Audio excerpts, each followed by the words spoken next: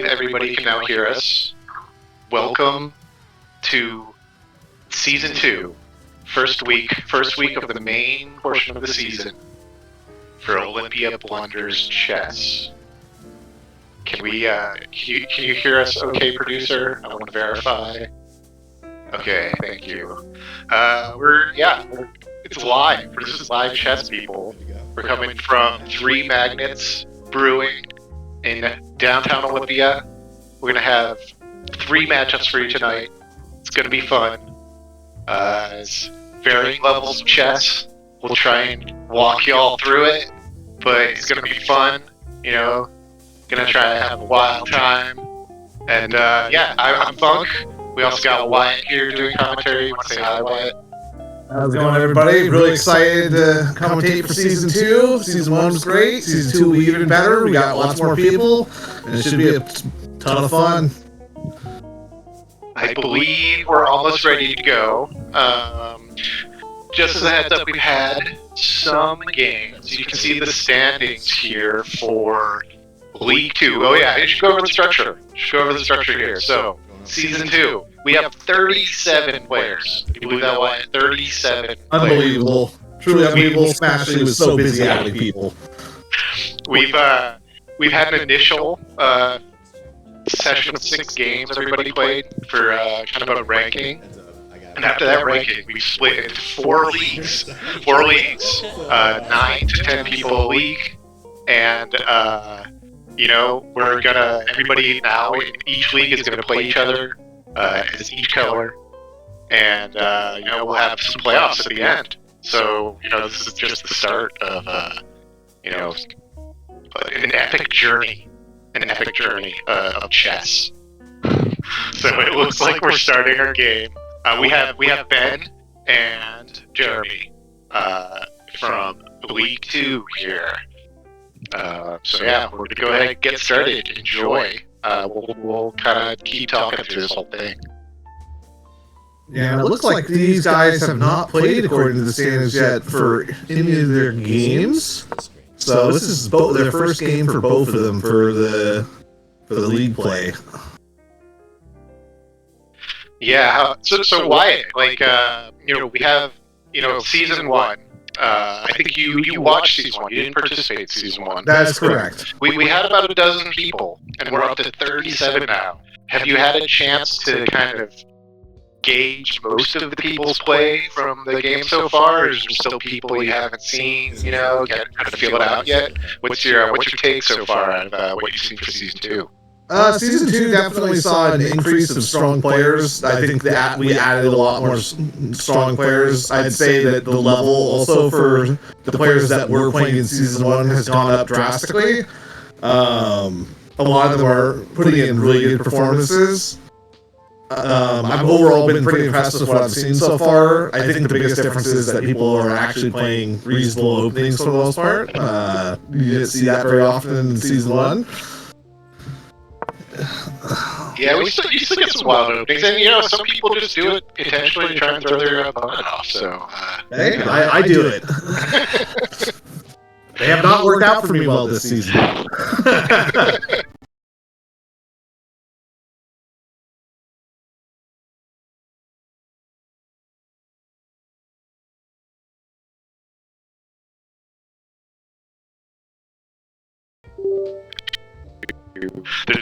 their moves in the chess.com app. So a little extra time, but these are 30-minute games on clock. Yeah, so the longer games, I will say I'm not used to playing as long games as this. I'm used to blitzing out moves. And it can be a really struggle out of the opening not to just try to blitz out moves. That is a bad habit I have, and it's a bad habit I think most of the players in this league have of not utilizing enough time to actually think about what they're going to do out of the opening. Yeah, I'd say, I've seen that a lot among a lot of new players joining. At first, they play pretty quick, but the 30-minute timer is a good amount of time to, play a well-thought-out game. Yeah, you really don't want to get yourself behind the ball, because your opponent has forever to find the right moves to kill you with. Once you're down that piece or down that pawn, it can be really hard to defend. Indeed. Okay, so what are we seeing in this game so far? Still kind of in the opening phase. What do you think? Anybody got an advantage for you so far, Wyatt? I definitely like Black's position better here. He is underneath some pressure and he might get closed out, but the pawn structure on the queen side for White I really dislike. It's really pushed out. Maybe it'll end up working out, but once you push those pawns, you can't take them back. So I kind of like Black here from a practical perspective, but White also has all the initiative, so as long as they can find the right moves, then maybe White will actually be better. Yeah, I think if White can keep finding attacking moves, it's a good way to keep an advantage going. Yeah, and I hate playing defensively, especially when you're bottled up and you just don't feel like you have very many good moves. Trying to find that one move that will actually save your game and keep you equal can be really stressful and oftentimes gets you down on the clock. For sure. So we got Black does have his knight though on the edge of the board now, which is not usually a great position for a knight. So we'll see maybe White can continue to kind of push that attack. Might be a good target. Yeah, the only thing I do like about it though is that pawn that's next to it is all the way pushed up, so it can't really be pressured off of that square. It is kind of useless in that area, but if Black can start pushing on that queen side after he gets castled here, and maybe there might be something if he can get his opponent to play on that side of the board.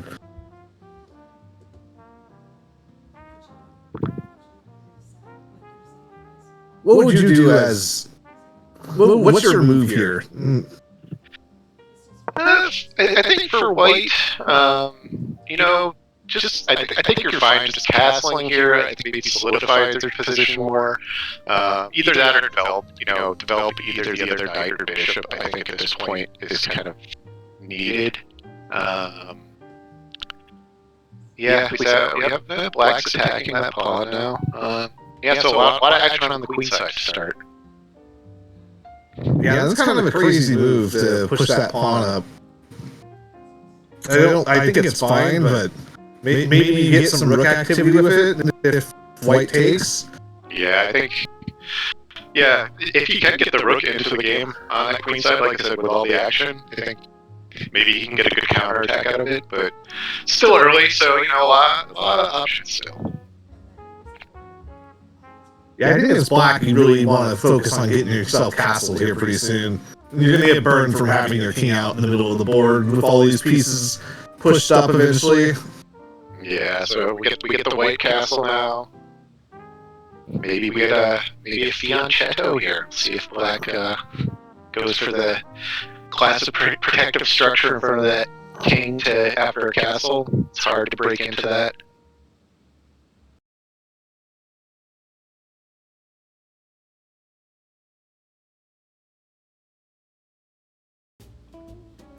H6. I know some people really like that move. I've never really found it super great, especially after the opponent's already castled, but it does put pressure on that D pawn. All the over pawns are pushed up, and it is kind of isolated with that bishop being kind of stuck up in front of it.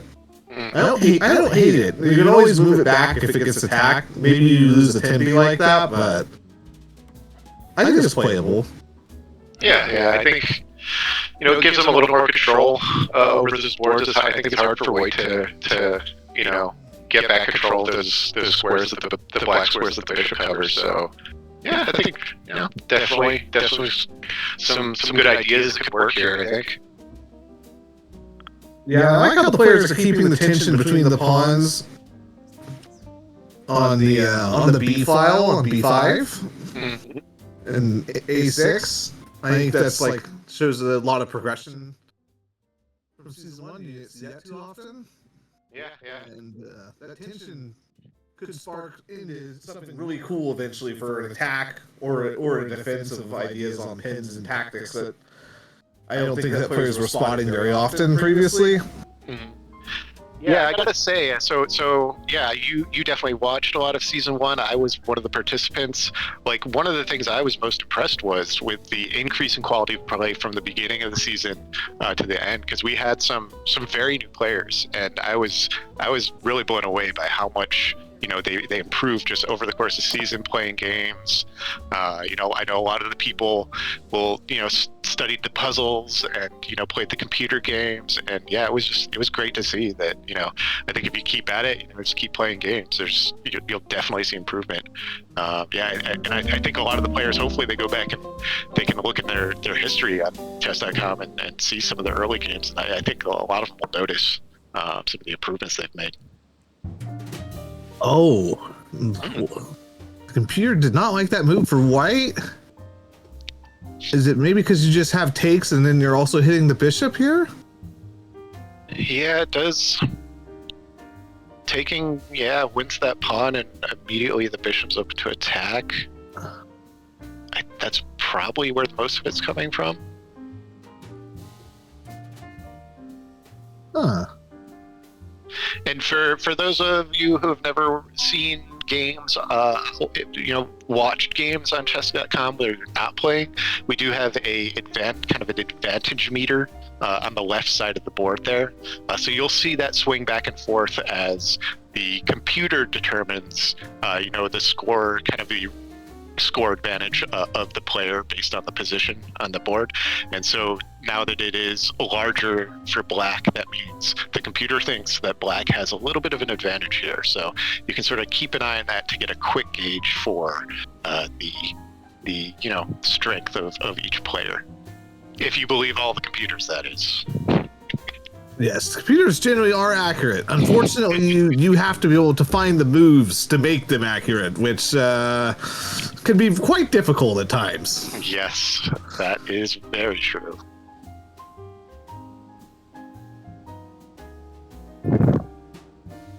We'll see how white responds here. I think I would try to go for something like Queen E2. Yeah. Yeah, I think I don't like a lot of the bishop moves just because any squares you would retreat to kind of diminish that positional advantage even more. So yeah, I think he's really probably just got to defend the bishop, but also be careful against other attacks. Oh, okay. So I didn't even consider that. Risky, I think. Very risky, even though I don't see how it gets immediately rebuffed. Oh, no, it's maybe rook E8. Yes, yeah. I think you are correct on that.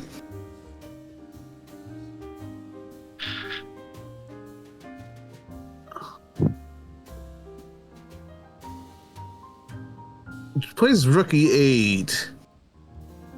Could you go? You could try F4, maybe. I don't know if that plays out well, because then, yeah, you open yourself up to some other attacks. It's, yeah, could be interesting. I want to see what they come up with.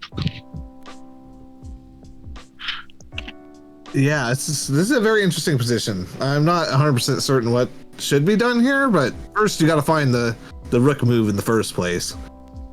What are some of the other moves that could be played? I mean, you could always just have the full queen sack by not noticing the knight covers on the backwards jump. That would be unfortunate. That would be unfortunate.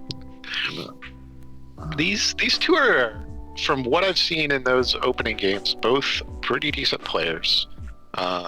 Everybody blunders, but I don't think they're going to make anything too crazy. But live chess, sometimes there's an added pressure that he does find rook E8. Well, the computer, it still has the advantage there.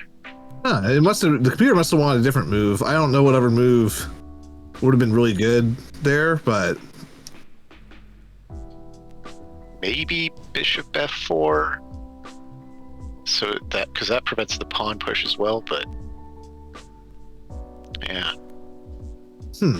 Yeah, maybe so. Computers, folks. Who can understand them? Yeah, I think if bishop f4, you just have knight to the c4, attacking the knight on a5. And you're okay. Interesting. Well, we'll see here. What's going to be played? Where do you go now after that move? Ooh, I don't really see much. Yeah, I almost think you have to do f4. Because I don't think he's got too strong of an attack on the knight after that, and it might give him a chance to then protect the bishop a little more. But like I said, I don't exactly love the position that we've set. Well, he does have the bishop take though too, so it's no, he doesn't have to be protected by the rook. But yeah, I think maybe f4 can kind of delay that, but might throw him out of position a little bit. Yeah, I think f4 is the only move that doesn't lose in the spot really, but I don't see the follow-up for black here. There probably is one. And he finds it. That's a great move.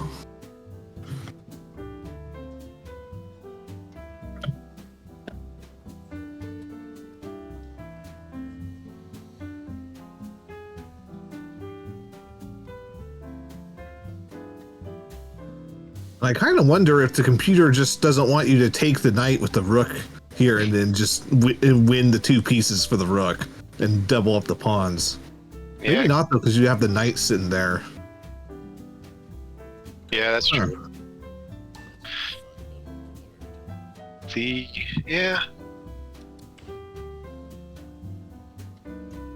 is interesting. Yeah, the computer still likes black's position a lot, but I don't see any killer move right away, at least. Yeah, I'm not seeing it.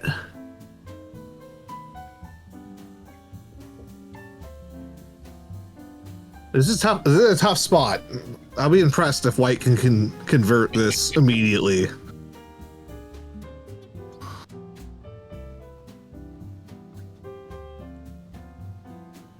I mean black, excuse me. I said the wrong color.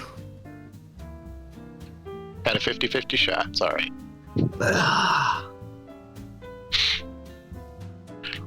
Happens every time.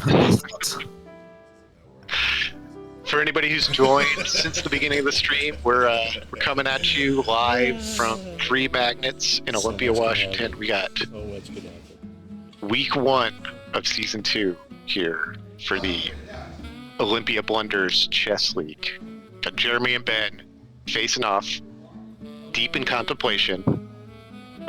Both their first games. We've had a few games in week 1 played already, but these players, this is their first game. Proper game. So, early boost in the standings, I think, for whoever wins this one. Yeah, and they'll immediately jump up to tied for 5th, it looks like, in the stand, or tied for 4th, excuse me, in the standings for this particular section of League 2. Indeed. And it is interesting to see what the players named each league. I know that was a small discussion that was being had at some point. That's true. Yeah, good to point that out. If people notice on the stream there, D's Knights, that's the name of League 2, as decided upon by the players within League 2. We'll tell you about League 4 and League 1 later on. We don't have a League 3 game tonight, but I believe that was a British Prime Minister reference. Is that correct? For League 3, yes. League 3 is Neville Wears Prada. That's your League 3 name. Nice.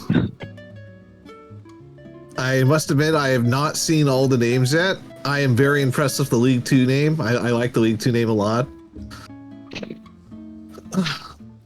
Okay, so black decides on a move here, and it's a pawn takes on the queen side now. And it looks like white has, if it has a move to mostly negate and what I would say get out of immediate trouble here. I think just That the they take read. back. Yeah. Oh, he takes Ooh, with takes- the knight. Okay. What are we seeing there? So the queen's still gonna have a little pressure now. Now that rook can, sit there, keep itself on e8.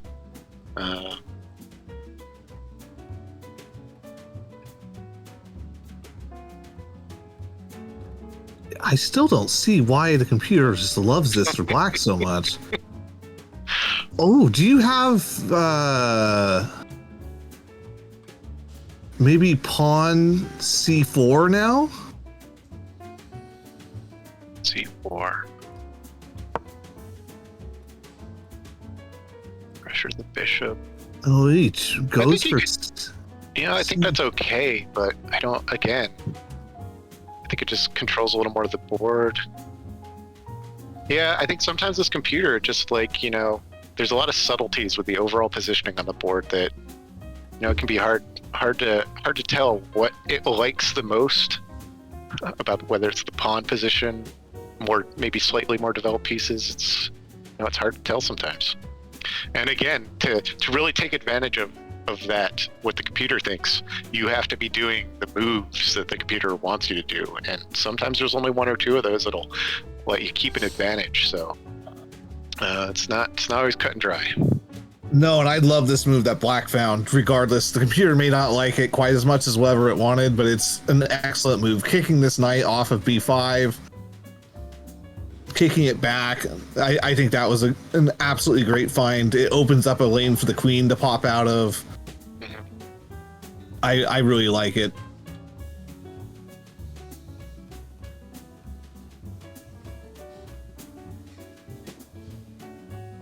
We still have that c4 pawn push you were talking about as a possibility here. See if maybe black has ideas on that. Yeah, I almost.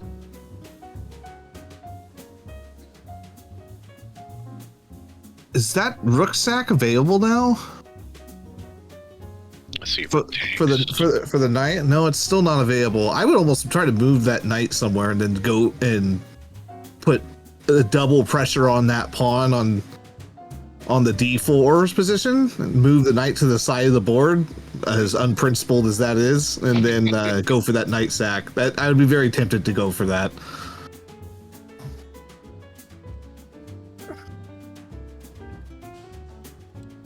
I just love sacking that rook there. Then what? And he plays it. Yep. He plays c4. And the computer does not love it, but it still says that he's in a better position. He takes. Quickly takes back with bishop.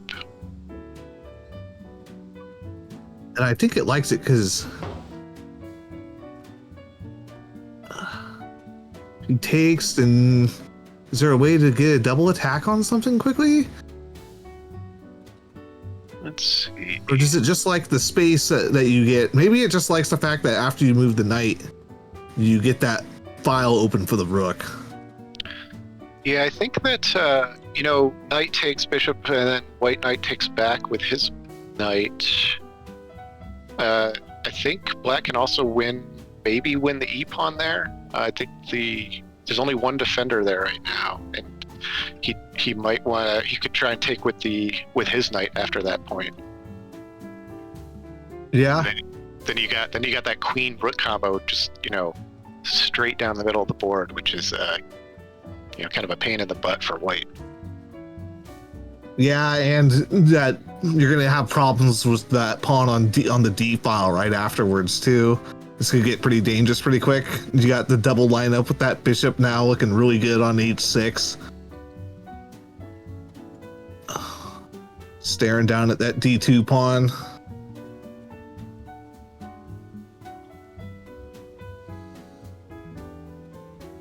Black has a lot of good options, I think, if he takes. And I like that move once again. Oh, interesting. He brings out the queen. Instead of taking back, he brings out the queen. What does he see here? Oh, I think he thinks that he has to move the knight, but he's going to lose that knight to the knight. I think that's the miscalculation. He thinks he had the check on d7. Yeah, I think Black kind of end up a minor piece out of this exchange here now. Yeah, I believe so, and probably a pawn as well, because you have to take back with the pawn, and now they're doubled up and undefended. Indeed, a golden opportunity for Black here. Let's see if he can find moves.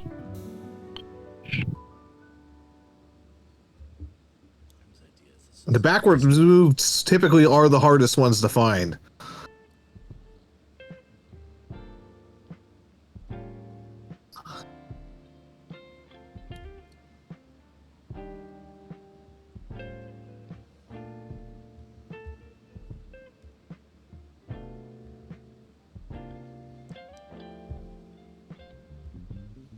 Over the board is weird too, especially if you're used to playing online. Playing over the board can be really tough. I know I've played the vast majority of my games I've ever played online, and the few times I have played over the board, I've had very mixed results.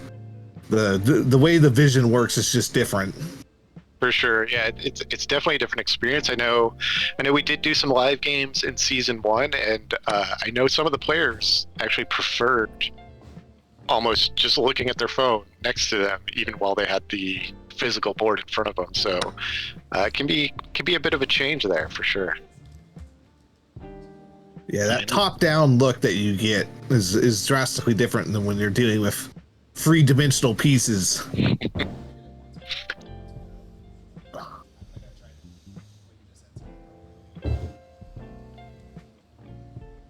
I will say, I feel like I blunder entire pieces to random bishops significantly less often over the board than I do online. But that being said, I also feel like I make more random tactical mistakes. It's been my personal experience. That check is really nice. I once again love it.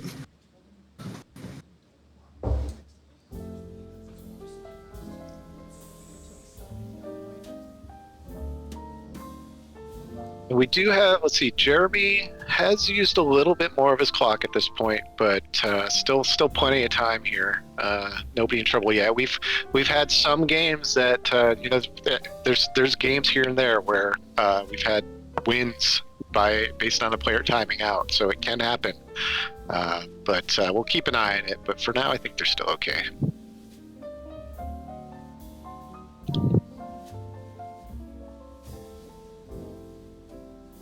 Yeah, and I wonder what we'll see here. I think the best move for Black in this position is probably to take with the knight on e4. Yeah. But there's a lot of very good moves regardless of that. I think the thing to look out for here, I think most easy to miss is the fact that knight, even if you take that pawn with the bishop, that knight will be under attack by the white rook. So got to be careful there, even though that pawn kind of looks like a freebie, got to be careful what you take it with. But he takes with the queen, so that knight is still protected. Yep, safe. And it does give white a little bit of breathing room here. It's not much, but it allow white to maybe get his bishop developed. Mm-hmm.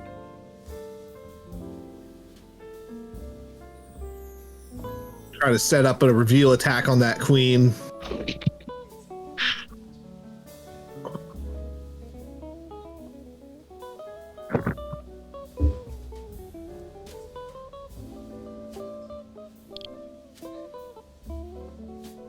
All right, so white. What can white do here?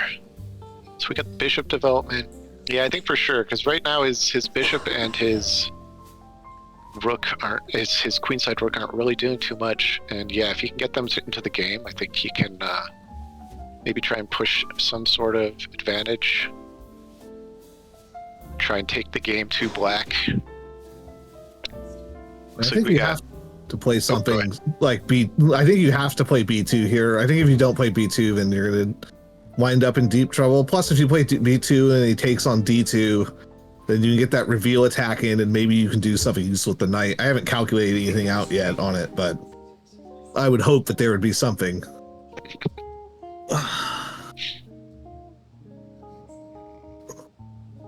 Looks like we got producer Smashly fiddling around a little bit there, live in Olympia.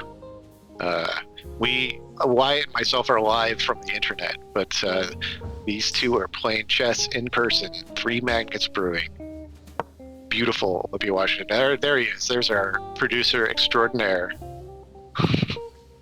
Beautiful. Getting the tape out. Yeah. Getting things prepped. Maybe being a bit of a distraction. That's, live chess. Don't necessarily have Smashly walking around bugging you. Unless you're Leslie, then that might be a more common occurrence. Probably a very common occurrence. And the reveal attack is there now. And the computer says there is something, but I don't immediately see it. Oh, no, you know what it is? I believe that queen can take on f7. Oh, you're right. Pretty good check there. I don't think there's an immediate mate or anything, but, I think white can lead a pretty strong attack out of that. Oh, that's nasty. Oh, you know what? Didn't you have the reveal attack with the knight afterwards, potentially? Mm-hmm. Potential pin, you're right. Because then you could get the other knight in, jump in, maybe? I don't know if that works. It looks like it might. Yeah, I think maybe queen takes with check. The king is forced to the corner, and then knight a4, I think. Would knight a... What knight move did you call? Knight a4 reveals the pin of the queen, and still protects that bishop from the queen taking back. Yeah. Or D1 I think works too. That's the move I was looking at, but I'm trying to... I don't know if it matters. I think the biggest thing is that, like, after you get that pin and it protects the bishop, with the bishop sitting there, if you move the queen out of the way, it looks like you're safe, but I think you may have back rank problems after that, depending on where you move the queen. I don't think you can move the queen. It's pinned. It's going to be pinned to the king. Oh, that's right. I'm stupid. Yeah, I think, and I mean, and even at that point, I think the queen almost has to take the bishop because, you're looking at a mate potential on that diagonal. Yeah, I don't see any other move outside of that. Maybe you have to play bishop G7, maybe. Yeah, I think you might have to. The lazy inevitable, I think. Because otherwise, once you lose the queen, the other queen can just take the rook. Check. Ugh. Yeah, black under heavy attack right now. Let's see. Gotta find the reveal, though. Yeah.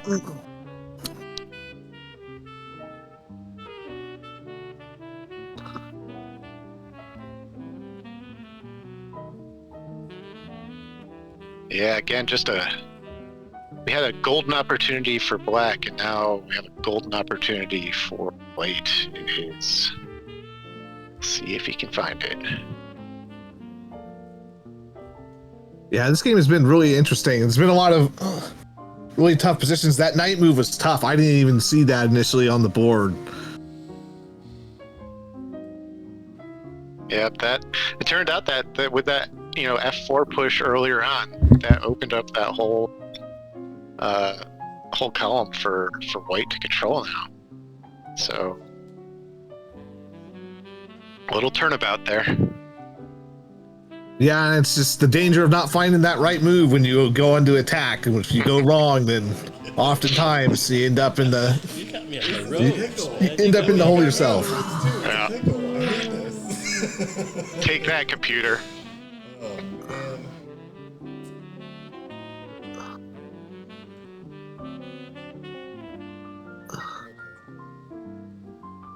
Let's see. Oh, and we have Smashly. We got names on the broadcast in case. I know the little handles are a little small to see. So it is Jeremy's playing black. Ben is the white pieces. Oh my gosh, there was also just mate on that play too. He had to play that move. Oh gosh.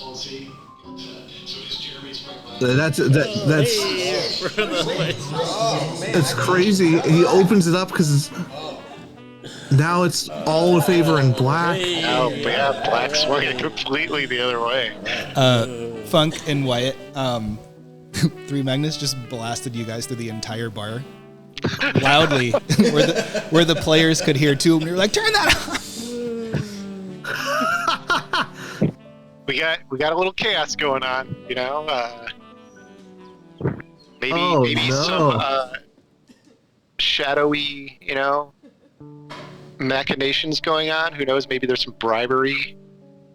Unclear. Flipped some bills to somebody. Yeah. Trying to call Funk. Somebody tried to issue the call Funk move before we legalized it.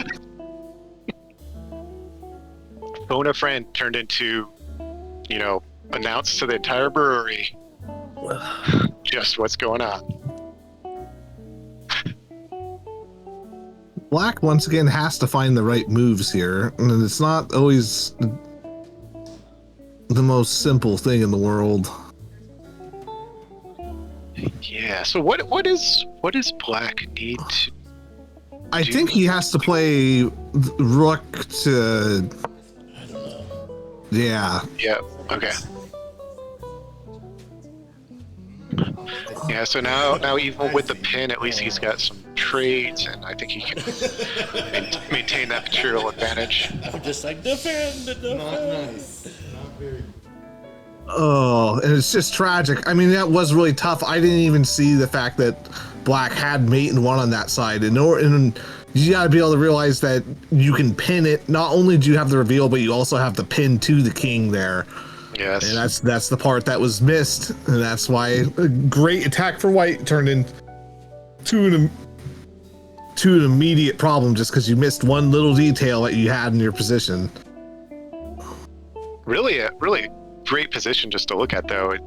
Those ones where they can swing, the entire advantage can swing back and forth between two different moves. There's really only one move that can do that. Those are almost chess puzzles right there. That'll be a good one to study. Yeah, no, it'll be really fun for the players here, and I still think there's a lot of ways that this could go wrong for either player right here, depending on what moves are found.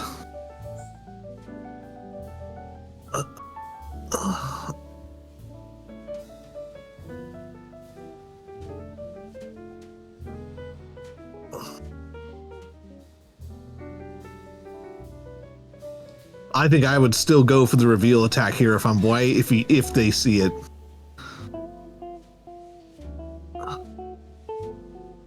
I feel like just queen takes rook, bishop takes, rook takes, then you could still do the reveal.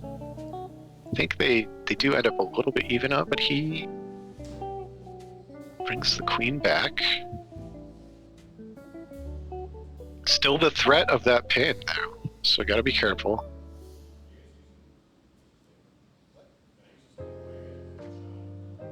Yeah, it's understandable. You're under a ton of pressure here. Now, you're putting the onus on Black to find the right moves here to do his attack. Or maybe even something quieter. Like, I think for Black, I kind of like that bishop move he just played right there. Putting the queen under pressure.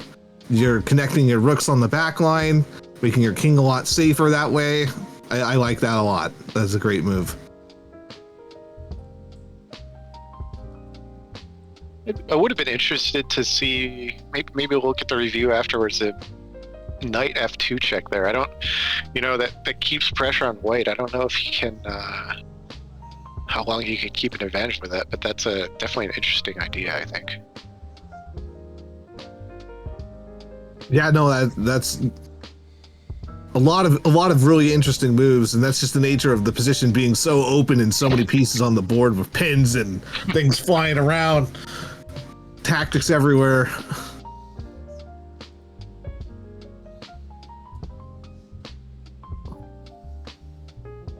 I will say this is not. I would not enjoy calculating this position out for either position here. Yeah, a lot of times it can just be an order, of trading pieces can make all the difference. It's definitely not easy sometimes to figure out, those slight variations on sequences of moves, especially in a position like this. And if you're white, do you just play maybe queen to e2 here?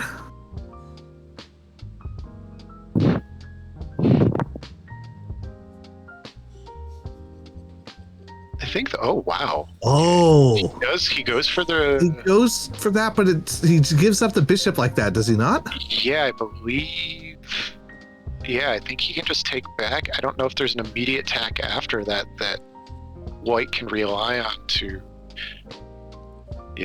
not lose more of his pieces. But he looks like he was looking for that pin, but I'm not sure it's going to play out the way he wants with this position. Yeah, I think the only way that you go for that pin right there would have been just, well, you're down a minor piece if you play a4 then. Because the knight can take back on that spot, and you don't have and your other knight's also in trouble on a4. Now I think black is just cleanly winning this. It's significantly harder to play. Maybe you trade rooks right here. I don't know. Even then, that knight I think is it's stuck to the queen right now too. So in the best case, I think he maybe gets a pawn for that knight.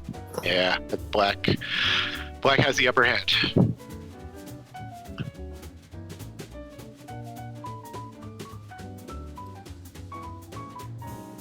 Maybe queen c3 here. You just defend the check, so you have to take, and then you move the knight back and just play down the minor piece plus a couple pawns. I do, yeah. That is a good call. I like that for white. It, the queens will be off the board, but at least I think white has a little more maneuverability after that. He pressures the queen there.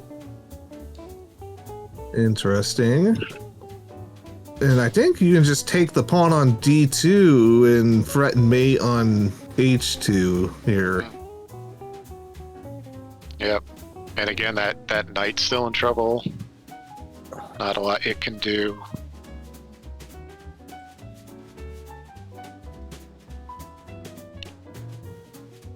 But we'll see. Once again, you have to find an accurate move here.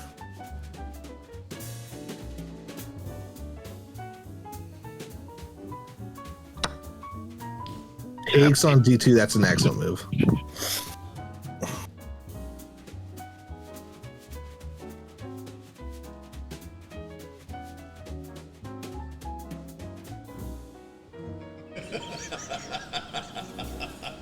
Yeah. Isn't this game I great? see that. I think maybe that queen c3 check again. Force that trade maybe works still.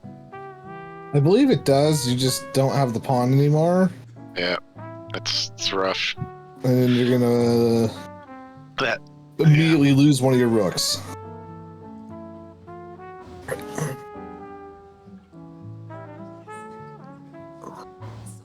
Will they find it though? That's the good news for white.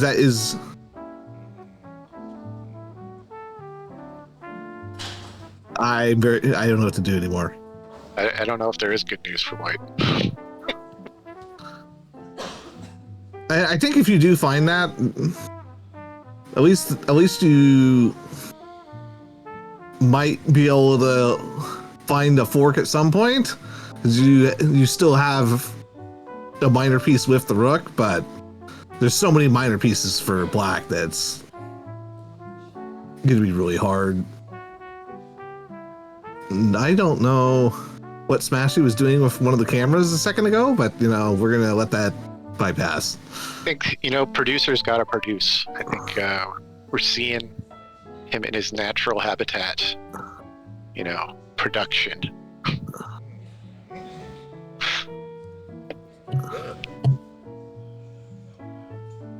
I hate these moments as somebody that plays a lot of chess, when you're just desperately looking for a move, knowing that you're in trouble and nothing's coming to mind, and rough. you've screwed up somewhere. It is rough. It's not a good feeling.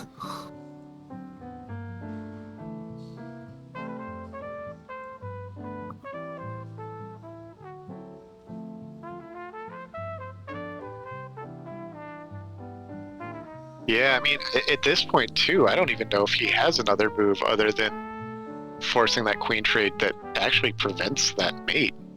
I think it's the only move. Yeah. Other than just throwing pieces away.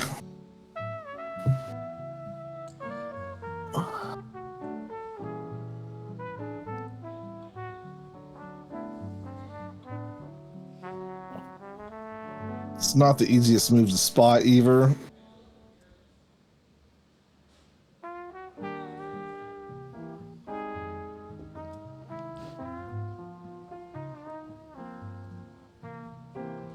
Tense moments here.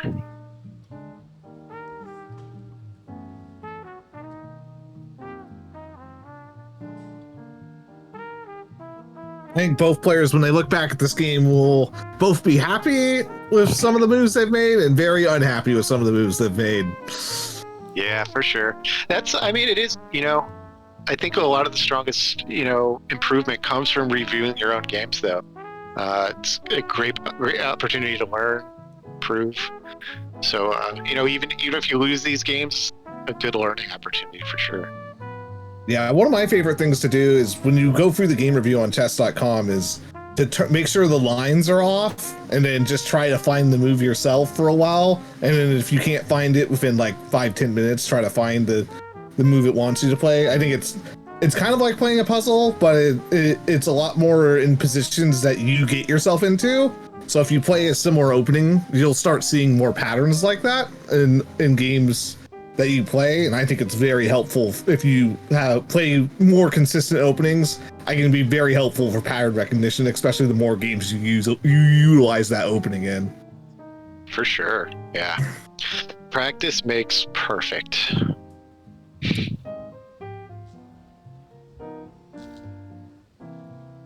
I think Ben might have settled on something. Let's see what he does.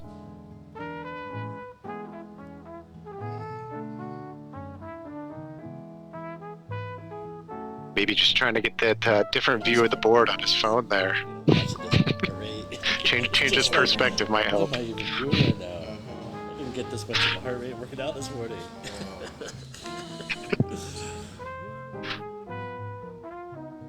Yeah, it's black, or you just chill here because your opponent has to find something crazy in order to get out of this one. Oh, he interposes with the rook, but I think that only delays the inevitable. I think he can force it now. Oh yeah, the computer sees a mate in 6 at least.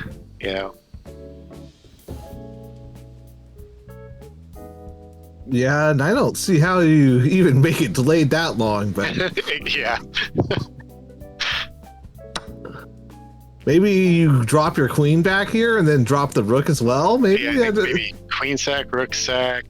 You stack the rook on. Move the king to g1. That delays it another move. Yeah, I think these are all just delay moves, really.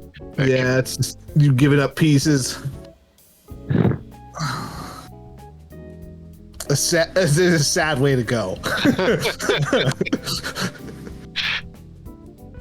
Oh, a check. There you go. There was the move that I was missing. Okay. Yeah.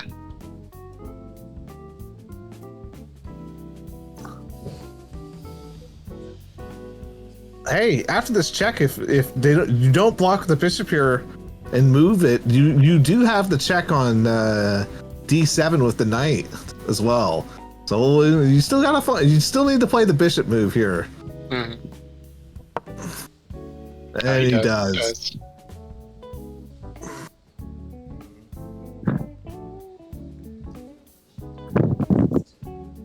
Let's see, maybe queen. Does queen b2 delay it a little longer?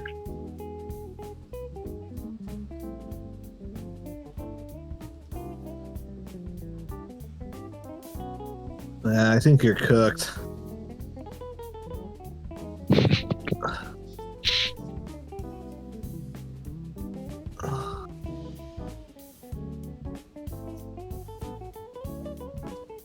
Yeah, This is where the misery begins. I think it's just what piece do you want to sacrifice first to delay the inevitable here? Yeah. Do you want to sack the queen first? I always sack. I'm a big fan of sacking the queen here, or playing rook b2 to attack the queen and hope that the opponent mouse slips. Pretty bad.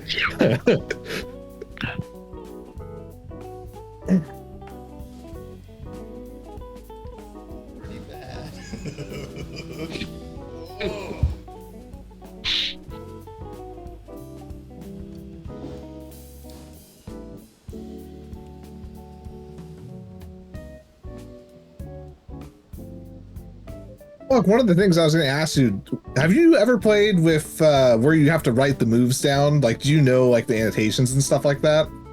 Yeah, I did when I was younger. Yeah, that's how, as a kid, I'd play in tournaments, and you'd have a little notepad, like specially for writing chess moves, and note down your moves. And yeah, back at the time, it was you'd go play in a tournament, and you'd have your written moves down, and there was no chess.com, so you'd have to get out the physical board and play the moves back if you wanted to try and do that studying. So a little more effort involved than technology allows nowadays. But it's it can be fun. Keep a physical ledger. Yeah, I had friends of mine that played in tournaments when they were younger. I only got into chess about 3 years ago, so I'm a bit of a latecomer to the game. So I definitely do not know how to do that, and sometimes reading it on chess.com and trying to put it into positions perplexes me. Yeah, there's different methods too. There's somewhat consistent ways to keep notation, but a lot of people do have different methods of doing their own things too. So we got checks coming out, queen sack again. I think this only slows down what is always coming. There's no way to duck out of this one, that's for sure.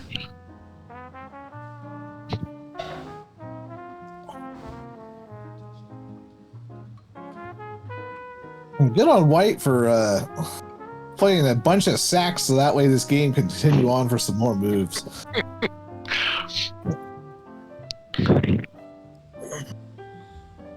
Yeah, I assume we're going to get a rook take here.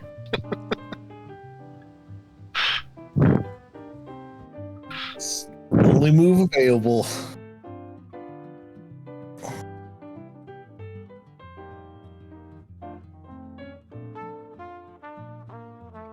I like rook takes and then knight to e3 and hopes my opponent plays queen f1.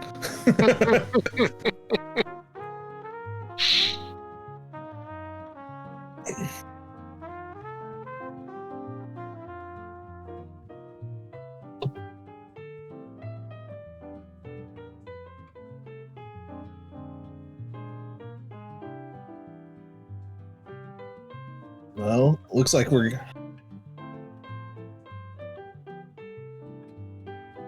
must have some other players coming in pretty soon to play the next game. Yeah, I believe we're going pretty much straight into the next game after this. Just to let our viewers know what's going on.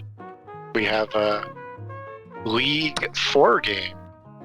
Shane versus Elliot. Elliot, who is a child, will be coming up. All right. There's the rooks. Rooks are gone. What of the... you push a pawn here, or do you move the knight? I moved the knight, and then I pushed the pawn. I think it's over already, though. We got a handshake and resignation. Great game That for is both the players. respectable play. Yeah. Great matchup. Good way for Jeremy to start the season. 3 points in the rankings. Oh, I think we are doing... Oh, we're going to do an interview first, it looks like.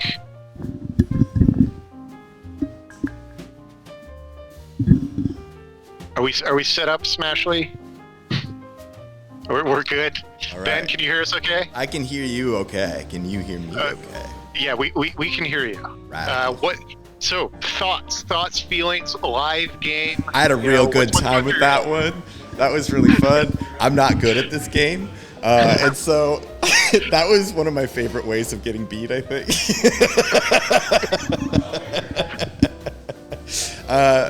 Kept chipping away at my pieces. I kept losing material. I thought that I might be able to pull it out with positional advantage, but then I could not because I did not have it.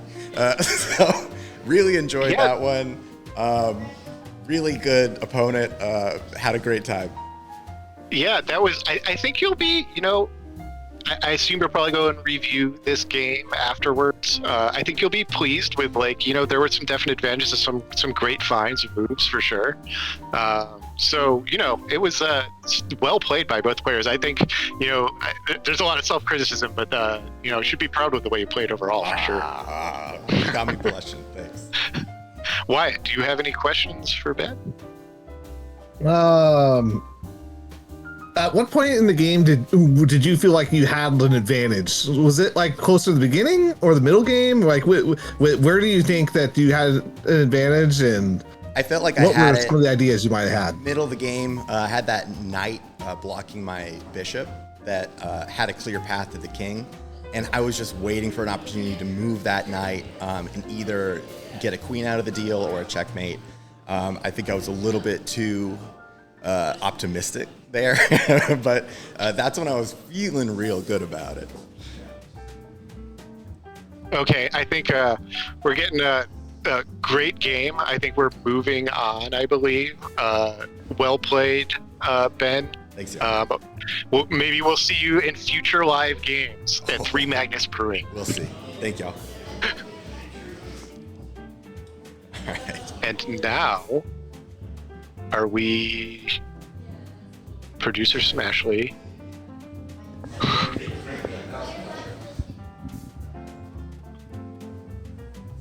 Just getting stuff ready for you here, folks. Okay, we got Jeremy here. Hey. There he is. Got the winner. League 2, first game of the second phase of the season. How you feeling? Oh man, he threw me thoughts off on with the that game? opening. I don't know what it was. It took me a little bit because that opening was strong. And it wasn't until like the middle of the match I feel like, okay, I might have this. Mm-hmm. It, there was a little bit of a swing, I think, when he took that pawn with his queen. The f7 pawn put you to check. Were you worried at all there? I know there was kind of like mate threats on both sides. What were you feeling in those I situations? didn't think he saw it. He was looking at everything else, so I thought for sure, like my heart. I looked down at my heart rate, like this is crazy. He's not gonna see this. He's not gonna see this. Yeah, both sides actually, wasn't there? Because there one on his side too. Yeah. Ooh, that was good. But I thought for sure I didn't think he could get out of it. I thought I had him like 4 moves earlier, and I was like, "There's no way he can get out of it." And he kept getting out of it. It's like, wait, I'm not seeing the whole board. This is crazy. It's different in person though, right? Because you got the person you see in their reaction and how they're moving. Poker face is a lot harder. The us here in the broadcast booth, we were led to believe that maybe some players might have gotten an advantage from some audio situations that happened. Do you think any player took advantage of that? The only thing I heard is Jeremy was playing black. I was like, oh yes, I got the advantage. Wait. It was kinda We cool seeing got it on the Wyatt here TV, too. though. Oh, hey, Wyatt, Wyatt. did you have any questions? Yeah. How overall do you think you played out of that opening, considering how weird it was at the start? Like, were you just a little bit surprised and off your game, or Yeah, what was going on in that opening? Black openings are always the toughest for me. I don't know what it is. I don't have a good solid strategy there on what I'm doing. And then when he threw a couple of different pieces there, I'm like, okay, I really just need to set this up and find the balance.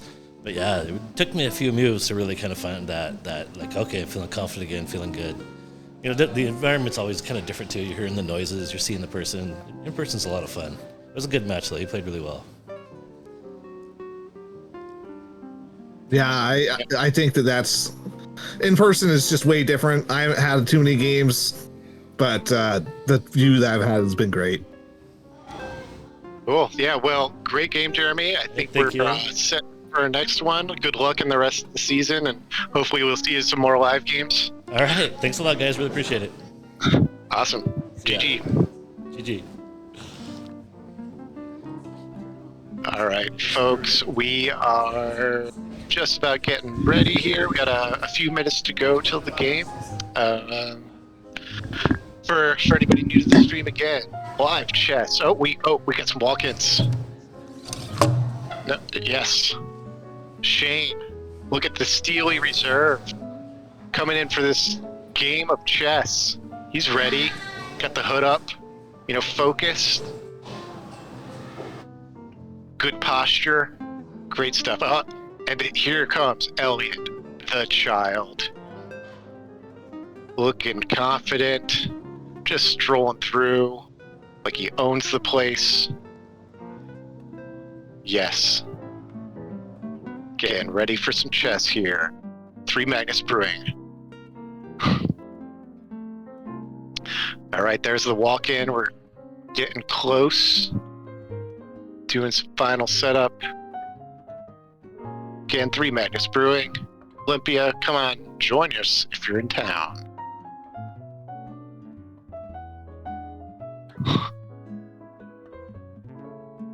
And our producers are producing. It'll be interesting. It's always tough when you're in Shane's position here, playing a child here. Just the childs tend to be a little bit more volatile, but also can be very good at chess. And it does feel really weird, also, even when you are in a good position. Getting that mental, especially if not used to it, might be tough. I know it would bug me a little bit.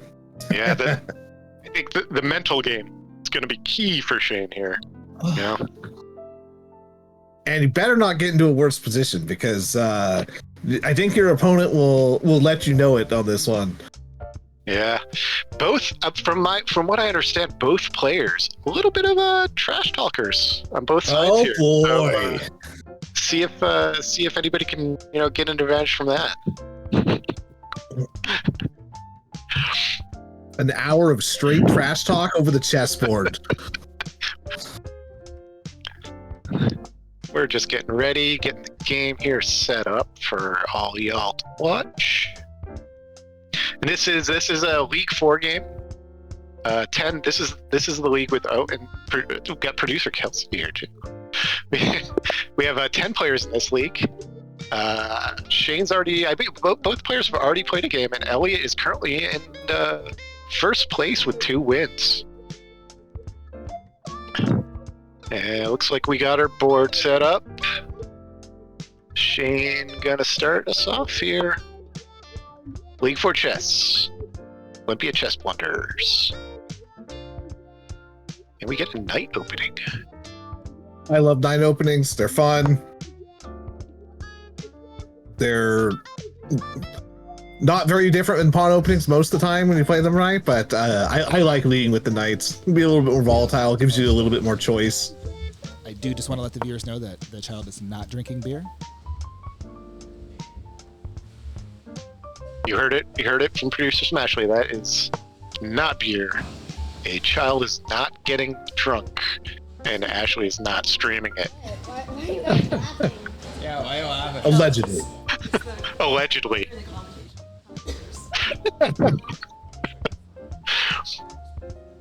All right, we got a kind of a little bit of a symmetrical game. Oh, you gotta move your pieces, by the way. Oh. Child is not moving the actual board pieces. Oh, we got. Oh yeah, we got. Look what live chess can do to you here. We got a mixture of physical board play and doing it digital again. phone play. I don't know. Lock it up, Elliot. Yeah, the combination of the two is really interesting. I really do wonder how it's. I'm very curious how that affects your vision, being able to see it on the board and also on the phone. I think I would be. I think it actually may help me use some of my time. That I may look at it in both ways. Yeah. Elliot, young, a child. I believe they are, digital generation. So clearly it looks like they're relying on Crazy. a device here. Their primary Go crazy. means of analyzing the Should game. I? Let's draw some blood. Really? That's fair. I'm old enough to where I am mostly a computer person, not a phone person. So I think I'm gonna go crazy. I'm gonna go Shade of crazy. undetermined That's age. crazy. So, we'll just say he's 43. Yeah, move your. very nice. I like it.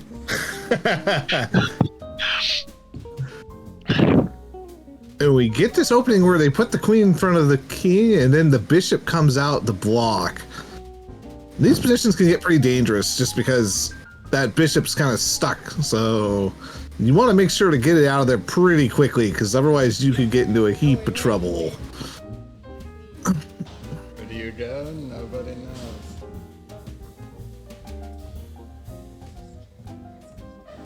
I do wonder about black here. Because white has such a quick mode of castling, I might just come up with the idea of just trying to stick that rook on the e-file and try to race black to for in development and try to get that pin on the queen on the king. So not Yeah. careful. I don't really know what. Oh, we got a thumbs up. I might lose.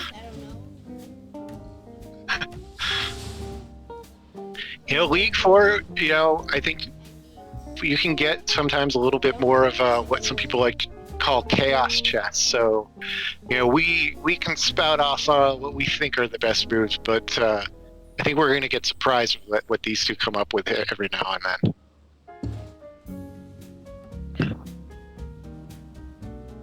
Logical. That move makes a lot of sense. Mm-hmm. It's revealing attack on the knight. Unfortunately, it doesn't quite work out that way, but I'll do that night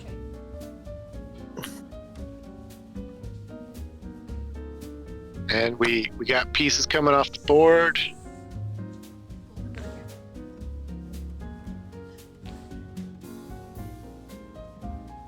Where the breadstick come from? Asleep. Have I not? I'll get you one. I'll get you one. Shane now complaining about the breadsticks. I think he's Hey. trying to get to his head.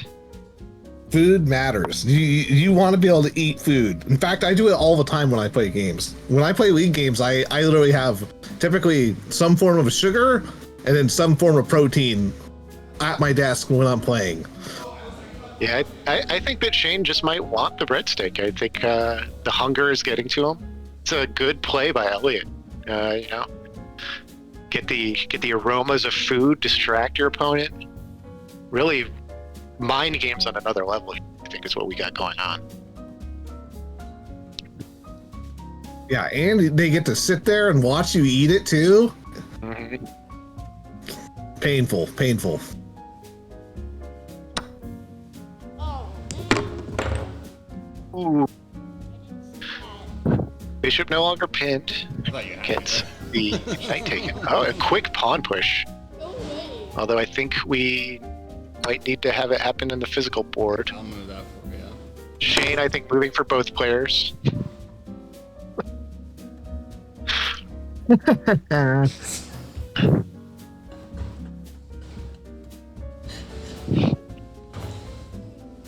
Oh, did we get a breadstick delivery? I think we might have gotten a breadstick delivery for Shane. Oh, now we got a pawn take. Another check. Will you find the block with queen here? Shane does. Very key move there. Wow. Oh. What? Just in case you like try to force And it. Elliot literally has his thinking cap on. I just want, if people haven't noticed.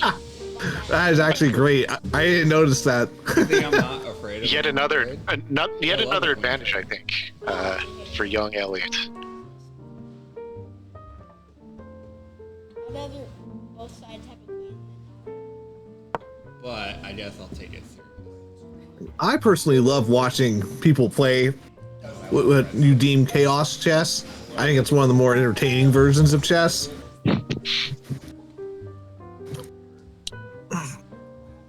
And sometimes you do see creative moves that are really good that you never even thought of. I think that's one of the advantages of that style. Shane is laughing hysterically at something right now.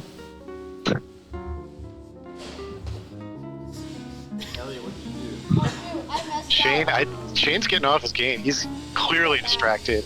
I think at this point, whatever Elliot's doing is working. He can't even keep a straight face. This is just, I don't know if, Messed up. he's got to be careful. I don't know if he can pull out of this one. Hey, might get in trouble just off the laughter. Accidentally Elliot- make a misclick. Elliot not even a shot anymore. He could be playing from anywhere at this point. Maybe some mind games going on. We might not even see.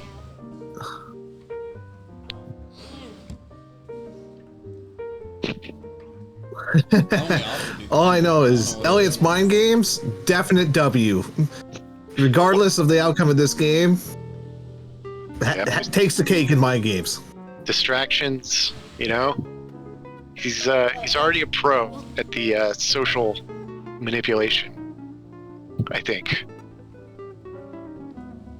Shane really thinking about this move now. Carefully considering it. Maybe making a move, going back. Oh, decided against it. I'm thinking. Are you just laughing about me messing up? No, I'm laughing because you're so like dialed in there. But you're like, what's next? What's next? Commentary is is the chatter here going to stream from the players? Very, very little of it. Every once in a while we catch something. They are really jawing out here. It's clear that Shane is already quite devastated from the verbal attacks, My queen the to distraction safer play, Can you though? the food eating, the movement. He's got it down, and he's still playing good chess. Camera pass. I can I actually look for all the pieces. Yeah, there's just It could be risky for Elliot though, and Can we not see me? might have some reveal checks here now. yeah, it's gonna get pretty bad pretty quickly. Oh, it's my turn. Yeah, it's your turn. I just moved it to the safer spot. Oh, we're getting because I more of the didn't chatter now. Is it a safer spot though? Get my yes, it is. I don't just. I used to just go Except- wherever. You know what? First of all, you gotta move your thingy. Oh, fair. And Point there. I'm bored, so let's have some fun. Oh, that's shaking it up a lot. Oh, it comes out with a check here. Why to castle? Interesting. What?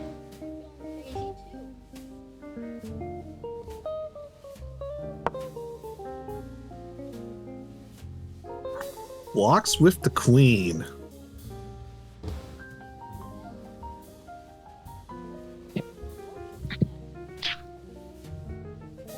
Oh, and yes, League 4 here. Brainstorm time is the name of this league. So Shane brainstorming some ideas right now.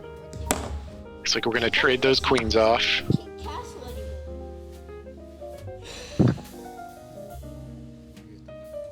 At least I'm not losing by a lot.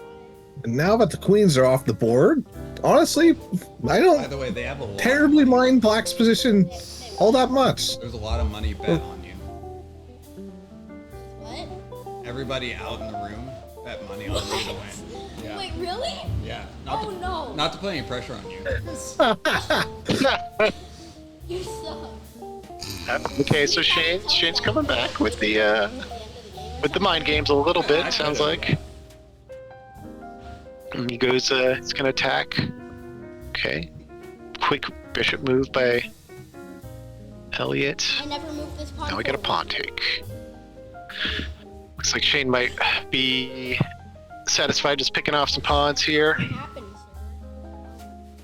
Yeah, surely Elliot's doing this so that way everybody in the back room loses money. Surely. It is rude. Because you were Uh-oh. rude to me, so I was Might have a mad. betting scandal. You're right.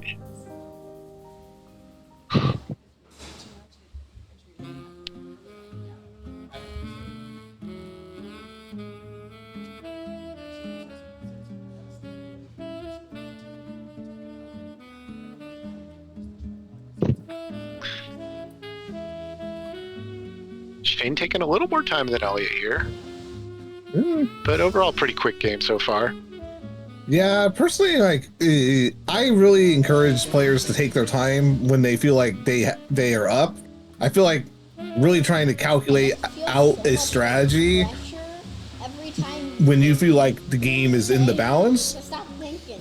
and you have the advantage. I like taking extra time there, even if I do see something right away that I like. Just to make sure. That's like one of the few good time habits I would say that I've developed. But Oh. Got Elliot getting a little bit of that advantage back of the minor piece. and that is why. How could I possibly see that coming? By like, Definitely wasn't part of it. And now you can't castle here if you're Shane in this position. You're gonna have Unless he's going for the queenside castle. You never know. idea mode. Long castling. Maybe that was his plan all. Oh, that's true. It could be.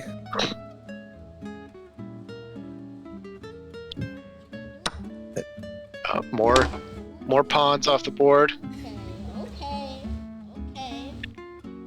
Shane's still moving for both players, it looks like.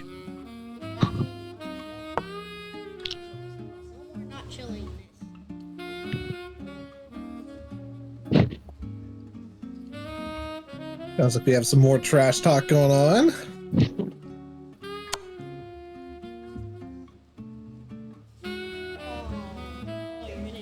Looks like a check here. We're playing that game. That game. Okay. Alright. And this is not where you like your king to be, out in front. I actually might not win this.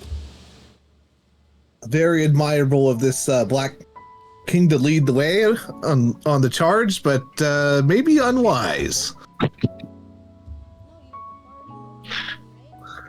wait, you haven't moved your king. Have you? Have you? Won't let me castle, that's You haven't moved. Wait, what? Yep, Shane trying to castle, but he can't because of the bishop. If you move it two to the. But I should be closest to that one. It Well, won't yeah, let you me. should be able to. He's not able to castle kingside. Chess is broken. Oh yeah, No, it's because not. Because you can't. the rook is under check. We are explaining why he can't castle right now. See, but I should be able to move this wherever I want. No, you shouldn't. Whatever. Anyway, Really wants to castle. Even if he could, would just give up the rook. that is actually That would be truly unfortunate. They allowed you to castle there and you just gave up the rook. But Shane continues with the taking of the pawns. And now that rook is under Queen side. fire. Yeah. Until I get my other book Elliot now threatening pawns of his own. out. I don't know if we're bringing that. But Shane pushes.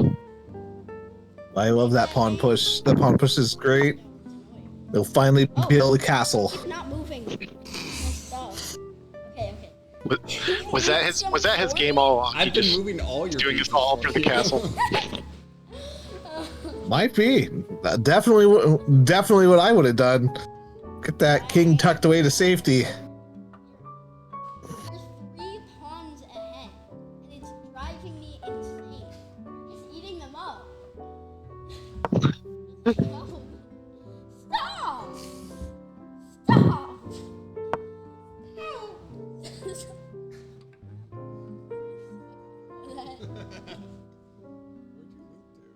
We'll see if Shane castles here like he wanted to, or if they're going to allow Black to play. He finally has the opportunity to see if he does now that that bishop is not in the way anymore.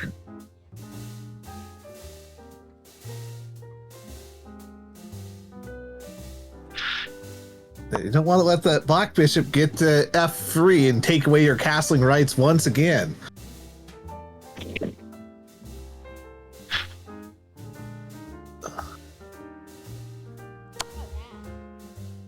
Oh, check now. See, he could interpose here, but if he does move the king, then we don't even have to worry about the castling anymore. Nope. We'll see what is found on the board here. Moves the king. We can stop talking about castling, finally. Sad.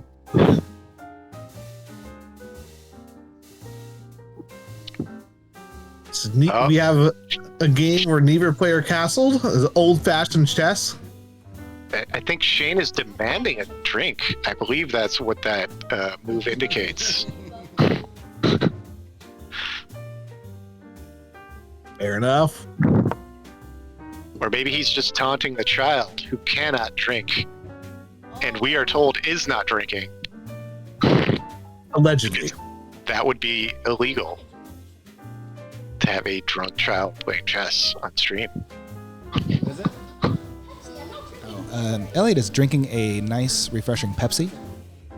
Pepsi. Got a Pepsi. Pepsi drinker, not a Coke drinker. Interesting. Pepsi now no longer the number 2 preferred soda in the country, having been surpassed by Dr. Pepper. But Elliot, he's an iconoclast. He does his own thing and drinks Pepsi. Fair enough. I completely disagree with that rating. I think it should go back to the way it previously was. Dr. Pepper is not my jam. I do not like cherry flavored most things. There are 23 flavors in Dr. Pepper.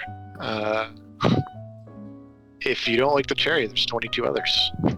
It's true. This is true. If only I could not taste the cherry. Now we got some pawns moving towards that Black King. A lot of the bishops move towards the middle of the board too. It's getting a little bit gummed up. Oh, and the king moves even further out.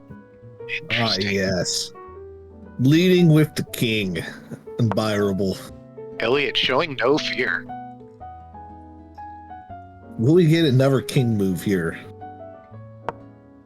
Oh, yes.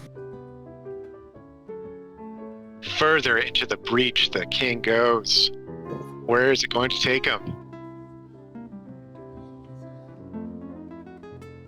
Did you? I don't know. I think Shane was feeling pretty confident, but I think this might have thrown him a little bit. Now Yeah, what do you play when the king is attacking your. It's about to be attacking your pawn. It's going all the way down to the base of that pawn chain. Just walking my king to the end, I guess. It's a early mid-game king walk. You don't see that every day.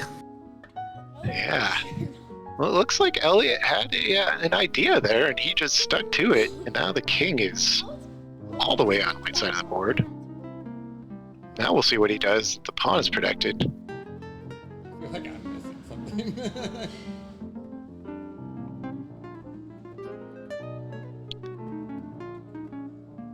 Where we're going.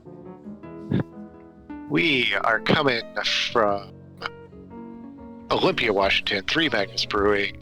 This is Olympia Blunders Chess, Season 2, Week 1, League 4 action between Shane and Elliot, a human child. I don't know what to do. It's your turn.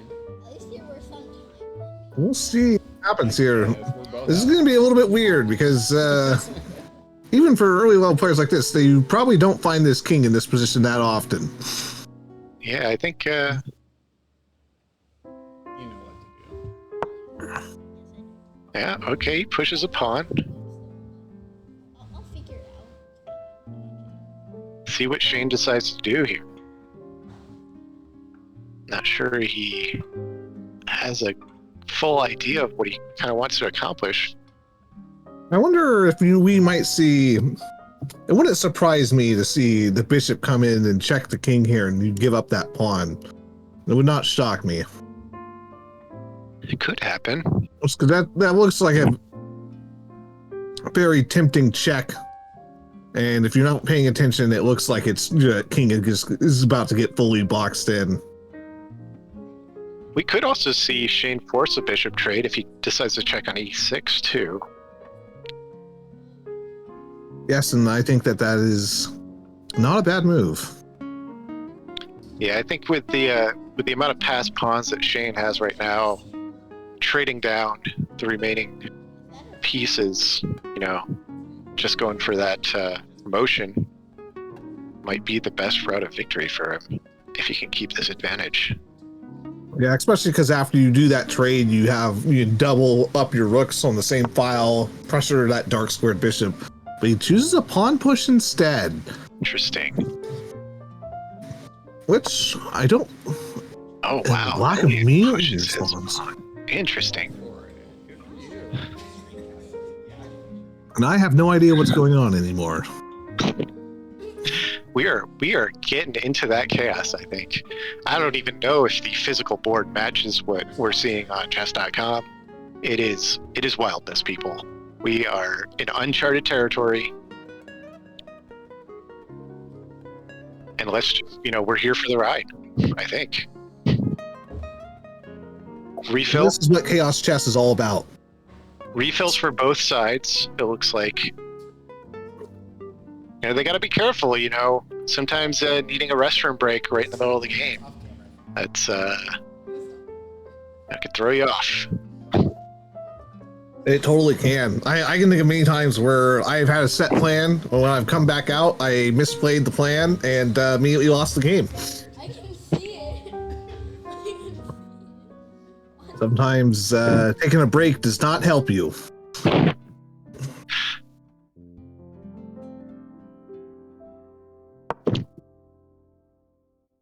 Got the rook move.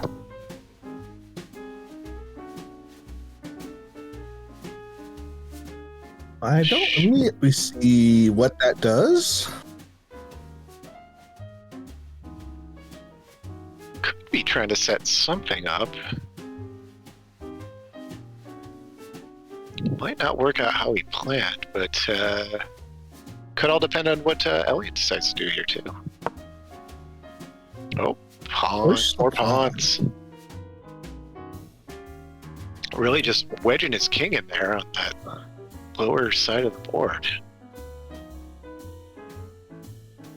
Yeah, and I don't really know.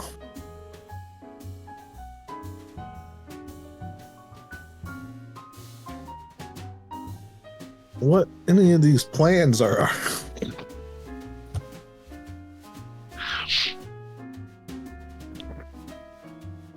see what Shane comes up with. I think, Shane, I think, is a pretty decent player, but I think his weakness is distraction. I think he does get easily distracted. I hear he's known to even play a different video game at the same time he's playing chess, multitasking, in fact. So maybe Elliot could offer him a challenge at Mario Kart, Rocket League, something. That would not be a bad idea. In fact, I think it would be an excellent idea. Rocket League's always a tempting one. I have personally done that myself. I have tried to play a Blitz game while playing a Rocket League game. It did not turn out well. Unsurprisingly, considering that I have 5 minutes to move and I have 5 minutes of Rocket League gameplay. Yeah, that king is really in there now. Let's see if Elliot can get out of this. Shane might be able to work his bishops around and kind of trap him in there. All of it. And the players have been obsessed with moving pawns the last 5 to 7 moves, so... You're right, how many? And we get another pawn move. That is 8 straight pawn moves right there. That's 8 pawn moves in a row, folks. It's heading that way. Nose doesn't always know. All right, we finally have a non-pawn move, and it is the removal of a pawn by the bishop. Now we have trading. Now we have trading. I think this benefits Shane. I agree. The position is going to get blown up a little bit here. And that king is still very much pinned. It's led its forces in directly to the enemy encampment, but unfortunately they might be outnumbered here.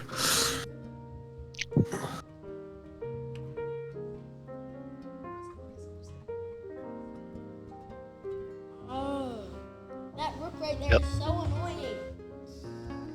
You know what? Elliot on the clock here, looking for a move. I'm done with that rook. How are you up by 5? Uh-oh. Ow. Pieces are flying off the board now. When did...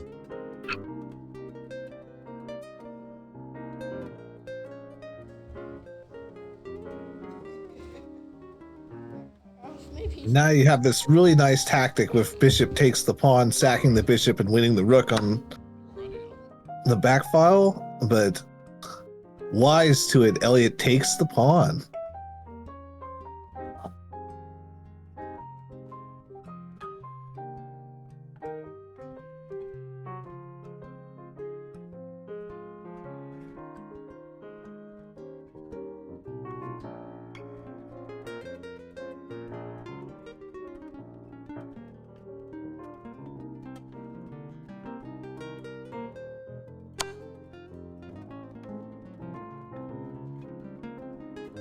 We get a check.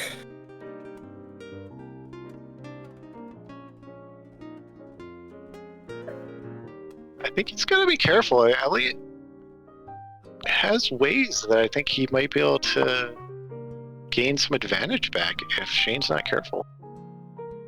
Yeah, I think that was now lost with that not taking that there with the bishop, but that was a very scary position.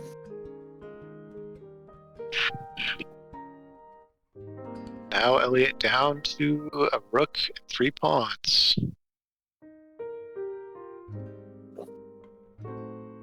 And this king has stayed up on the enemy half the board for quite a few moves now. This is once again a very rare occurrence that the king infiltrates this deep. Ooh, I like that. That's a fun move. I like it.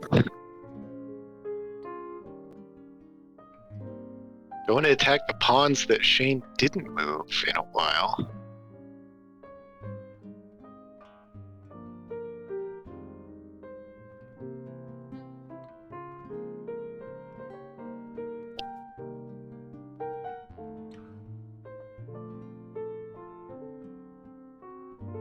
We'll see if Black runs out of moves here, if Shane will just keep responding or if they'll go for checkmate.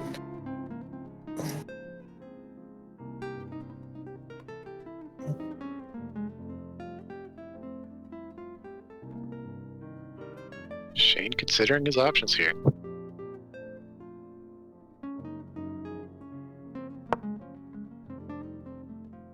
Got a rook move, Ooh. but that pawn is free for the taking now with a check.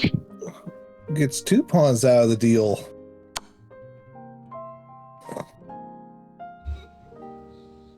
Did I need something?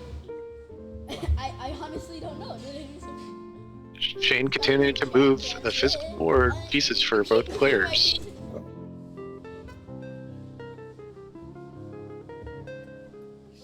In a way, putting himself in check. What do you mean you're winning? That's true, which is very hard to do, believe it or not. I don't think I've ever seen that one. Yeah, but I don't know what to do. I feel like I have you cornered, but you're not cornered. Sounds like Shane knows he has the advantage, but doesn't know quite how to capitalize on it.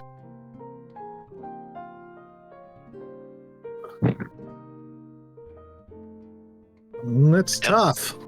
Elliot deciding not to take the H-pawn. Can Shane find the main one that our producer is pointing out on the board? Not quite. No, well, one square further. Wow, we had a lot of moves there on the by the producer. Producer dotting the board with arrows.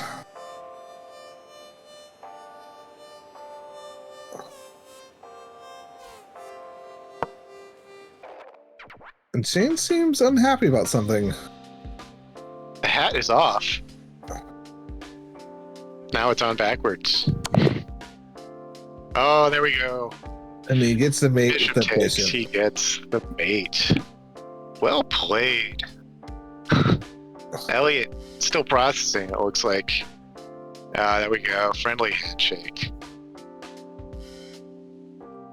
So, well thought game, a tough L. Shane keeping his pride, his not losing to a child yet.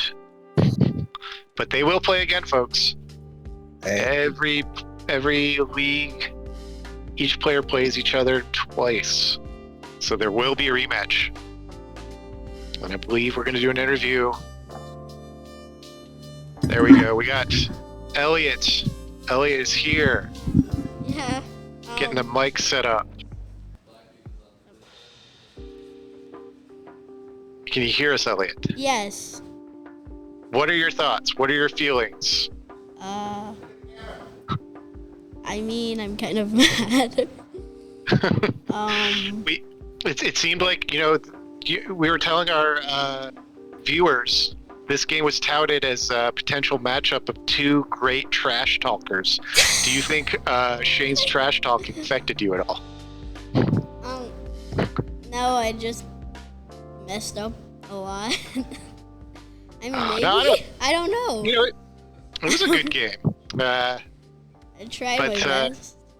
Yeah. Also, you had that, the king. You kind of walked your king down to, Shane's side of the board there. What were your thoughts behind that process? I mean, I honestly had no idea what I was doing. But there was really no better move at that point. I see. We got Wyatt here, too. Wyatt, have any questions for Elliot the child? Sure. When you rematch Shane, do you plan on do you have any new trash talk material that you think that you can develop now that you've played him once? I mean, I don't know. That's fair. That's fair. Shane's prone to distraction, so I think if you do a live game again, just I could win. Move around a lot. Put shiny things in his face, and I think you get some help from the doing that. I just messed up a lot. No, you're still. You were at the. You're at the top. I think you're still in one of the top positions in League 4. There's a lot of games to play. So Oh, keep I'm at it. excited for that. I mean, I'll try next game, I guess. Yep, try again. Yeah, just Yep. keep practice, keep at it. Yeah, high fives.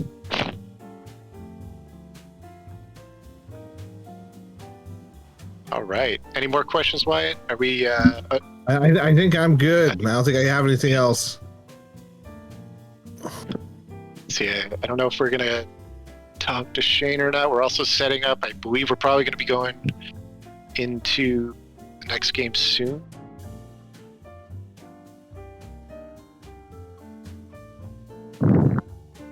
Here he is. All right, we're talking to Shane, who did not lose to a child.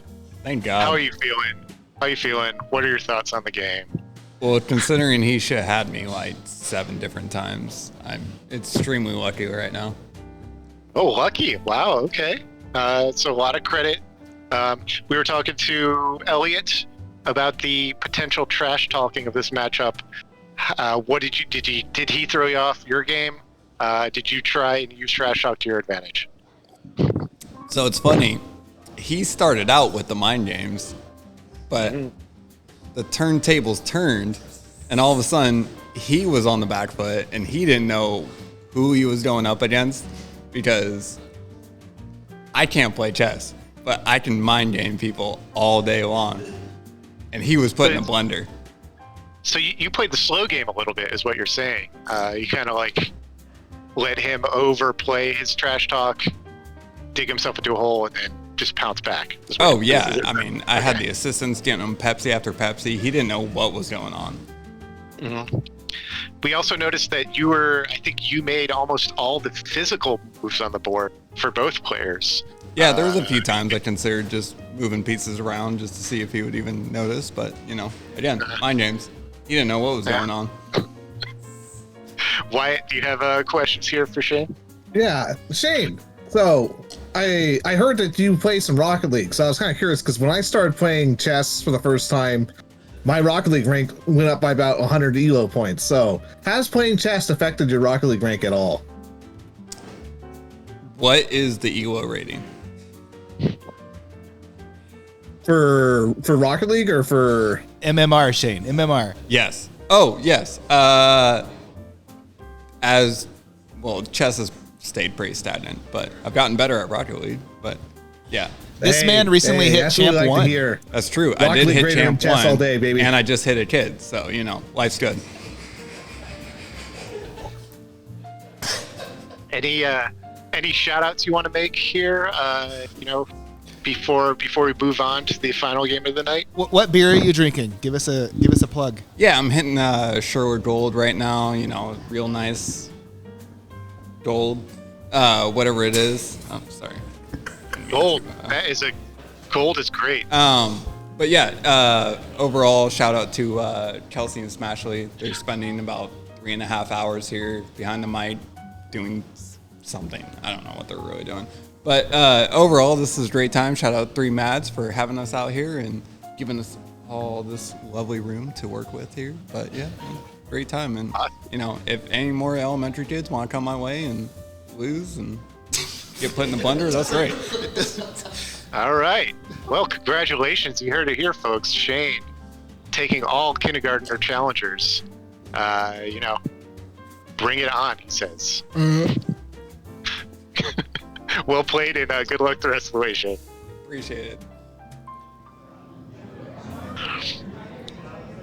All right. So we are doing entrance vids already for our final game of the night. Here we go.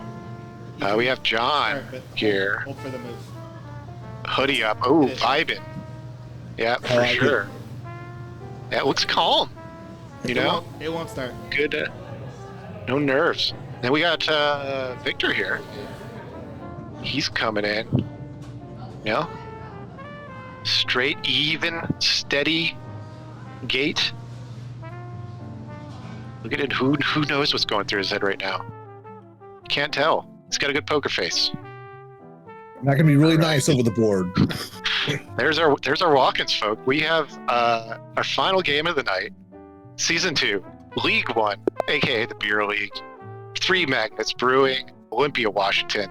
Live across the board of John, Victor. Victor playing the white pieces, John playing the black pieces.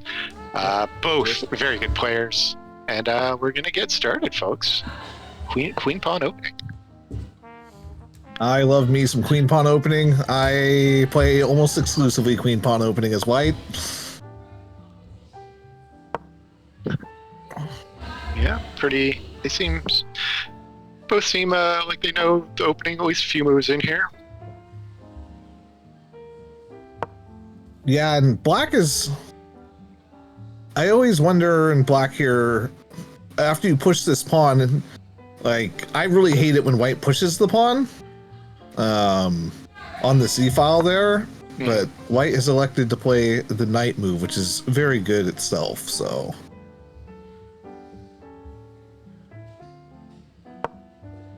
Yeah, both players still holding to, looks like some lines I think they've probably played before. It looks like we might get our first real think of the game here.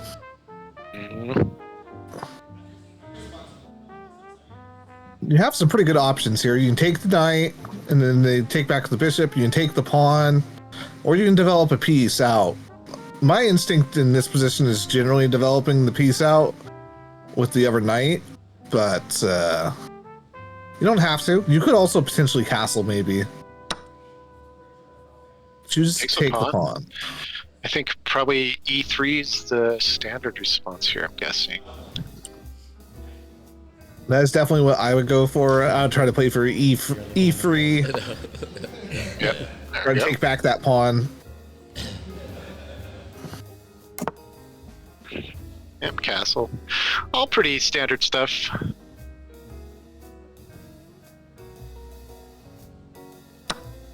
And I think a lot of the decision is going to be what happens with this knight and bishop. Does the bishop back off of here, off of this knight, or does it end up taking it? It's going to affect how the board looks in the long term here. And it chooses to fianchetto the queenside bishop. Or maybe he's going for... Maybe preparing C5? C5, or maybe bishop A6. Oh yeah, that could, yeah. Might be it too. Might be easier to get into play with the E-pawn where it is on that queen side rather than trying to maneuver it around. Yeah, or maybe even A5 then 6. Because after the next move for white's probably castling, and then after that you'd be forced to exchange the bishops.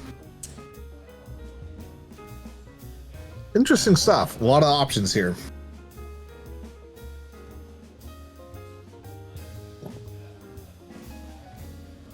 So yeah, for folks at home, this is the top qualifiers after the initial placement games. Top 9 are in this league, including both Wyatt and myself.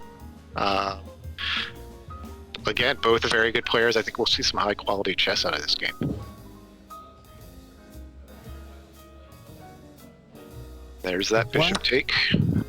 Choose to take and takes the pawn. Which is not... I don't think that's conventional. I think, generally speaking, you take back the bishop there. Yeah, that's what I was expecting as well.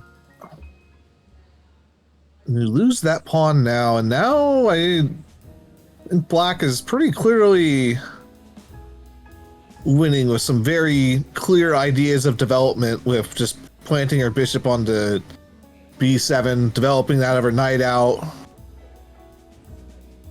It's gonna be pretty tough for white on this game.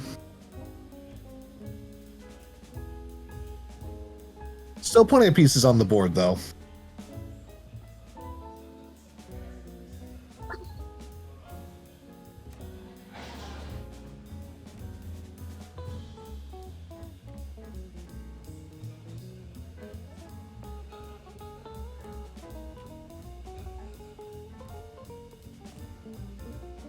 Yeah, now we're getting some thinking time in. moves the queen up. Dude, it's not a move I had on my radar. I'm not 100% certain. Maybe he's looking to play for bring the bishop back and trying to open up that king side a little bit by forcing out the pawn onto the g file potentially, maybe. Yeah, I think he was maybe trying to force a decision with that knight, but it's protected now with the bishop. And now I don't really know if you want to even move that knight out, because if you move the knight out, then you're risking taking onto the G file, which I don't love. Yeah, so we do get the castle, both kingside castles.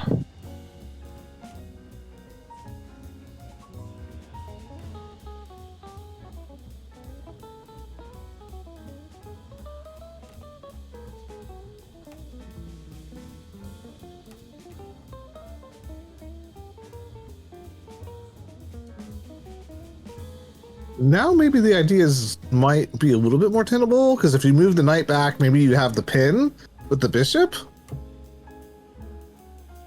onto that knight right afterwards. Yeah. What do you think about the just knight takes bishop on d2 here? I think it's probably the safest move. Do you don't think it gives up too much of the? Because that knight is still pretty strong sitting there, so it kind of loses a little bit of that by trading that off. But I think it gives a chance to your opponent to mess up here, because if he takes back the queen, obviously you just take and double up that pawn and open the king up. And on top of that, I feel like the biggest thing is that by removing that bishop there in the game, it's going to end up more open. You prevent any like weird in games later on. I think it's the safe move. I don't necessarily think it's the best move. But once you have the advantage, like I'm a big fan personally, as far as play style wise, of once you have the advantage, you want to make sure you hold on to that advantage. So it's definitely a move that I would probably play. No, he takes with the queen, so we'll see if. And I think that's just a queen mistake. And I've played John a few times, and I know he does.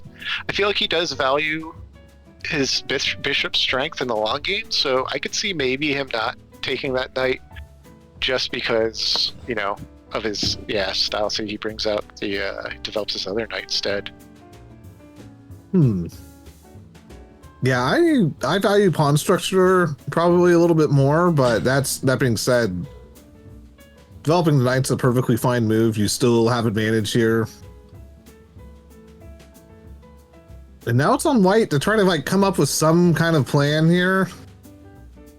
I really like the idea of moving that knight, but I don't even know. There's not that many useful squares to move to. I guess maybe E1. I guess. Yeah, I think kind of E1 get to D3, and then I think you have more spots to move out after that point. But it takes a little bit of time to get into that position, I think.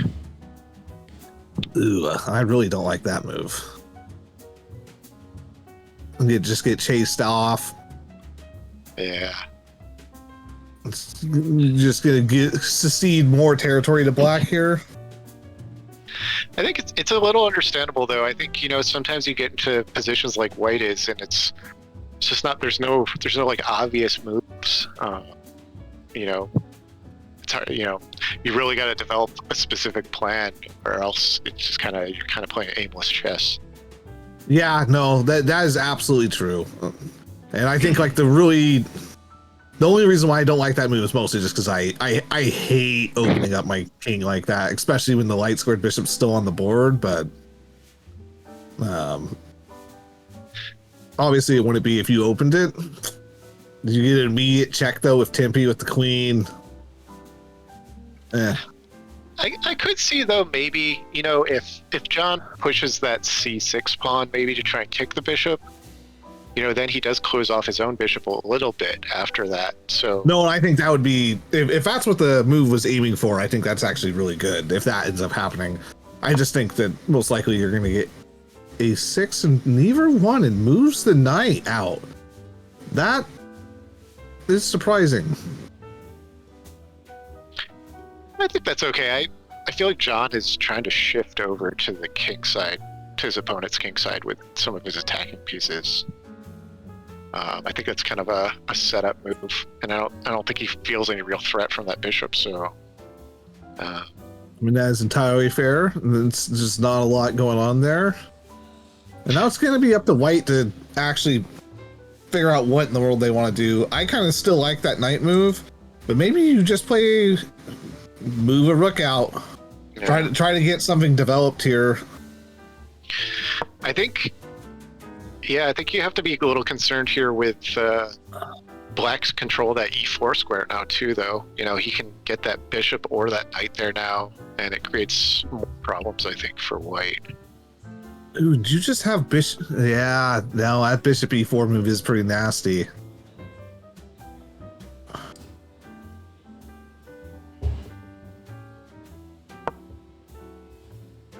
Oh, Kicks the bishop with the a pawn. that's nasty. Now you have to figure out whether you're going to move it back towards c4 or if you're going to move it to a4. I think he might. I'm thinking he's going to go a4, because then you got the potential to move it to c2 and have a mate threat if you need to gain a tempo. No, and he does, and I think that's definitely the right call.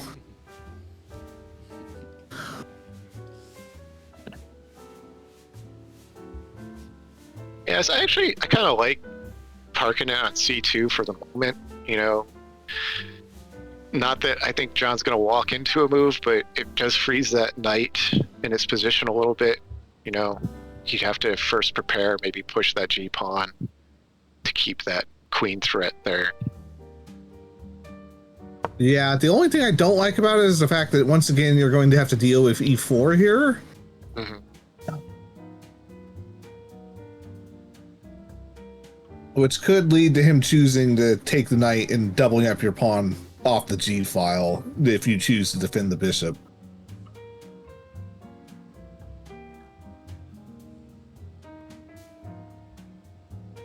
But considering that John has seemed to have valued that bishop, I don't know if that plan will be something that John goes for here. Maybe a developing move. We'll see. He might. I think now that his knight's over there, you know, he might be able to swing his queen over a little bit quicker, and if those pawns are doubled up, it makes defending, you know, the king a little bit harder. I think he needs to kind of get a rook into the game first before he can try that, though. Yeah, because the problem is that with that mate, as long as that mate threat exists, you can't really move that knight. So, yeah, I almost wonder if he's just gonna push g6 here just to eliminate that threat altogether. I kind of like that. You eliminate that. You still have the e4 move there if you want it. Mm-hmm. It's pretty safe. The black bishops are off the board, so you know. Oh, there it goes. Yeah, e4 straight off. I like that move a lot.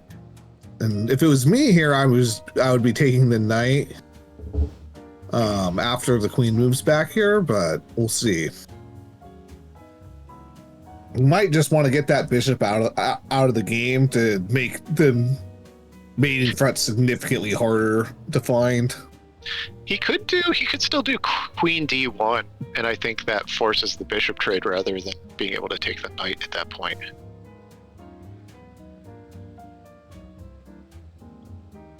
Or at least taking the knight to get the doubled pawns to eliminate that threat. Yeah, no. Yeah, no, queen one or queen to e2 would also work, I think. Yeah, there you go. Yeah, e2. Yep, he goes for that. Although, yeah, John might just be looking to trade here too. He's up a pawn. That might be enough of an advantage for him to, you know, he's got 2 pawn islands versus, you know, 3 for Victor. so you might just try and trade down and push that advantage. I know that's sometimes in these games, if you even if it's just that single pawn advantage, if you can just keep pushing it, it can be a path to victory. I kind of like queen d5 here for John. You get to increase pressure on that knight. Just trades though.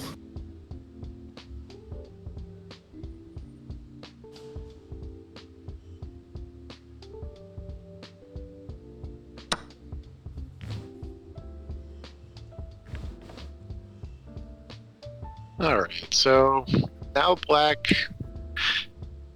Do you think he tries to kind of push that pawn advantage on the queen side, or maneuver more for a king side attack? I think you'd have to try to play on the side of the board where you have the advantage if you're black here, and play on the queen side. And if you're white, I think that the only thing that you have going for you in this game is probably just that you do have a little bit more center control right now, maybe. So I might just try to shore that up, developing my rooks out.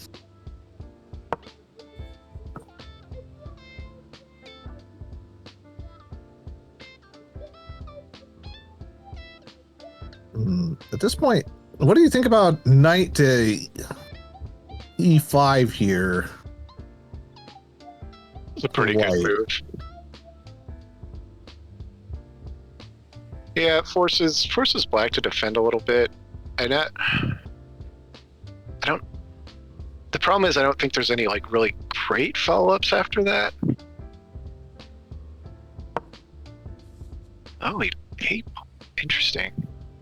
I like that move a lot, actually. Yeah. Yeah, it is pretty good. Although it does, if they end up trading some of these pieces, it might open up that rook on the A file, depending on how they go through with this. Yeah, and if I'm black here, I think I'm just letting that sit there. Yeah, I don't think you take back for sure. I don't think, pushing A5, I don't think affects him. Maybe if I'm white, I then try to start wheeling my rooks around towards the A and B file.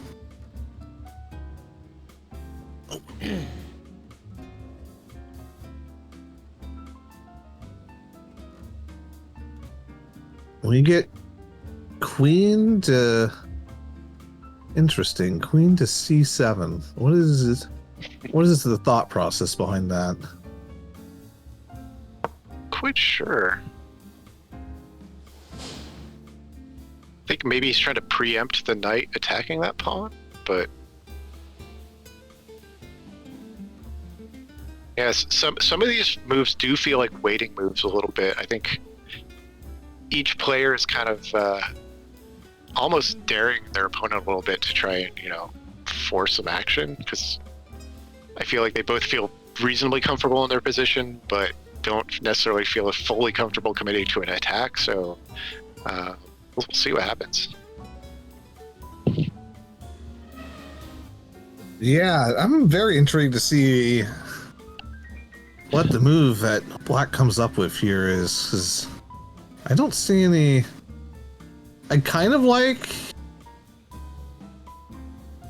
I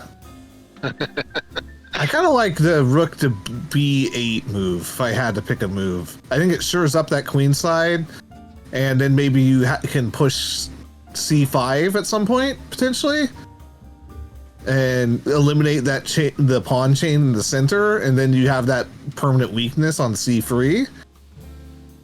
I think that's what I would go for here. Is just trying to get rid of that pawn chain and then try to create a weakness on c3 to go 2 pawns up. Yeah. Yeah, it's definitely a tricky situation there. It's easy to make a bad move for sure, so gotta be careful.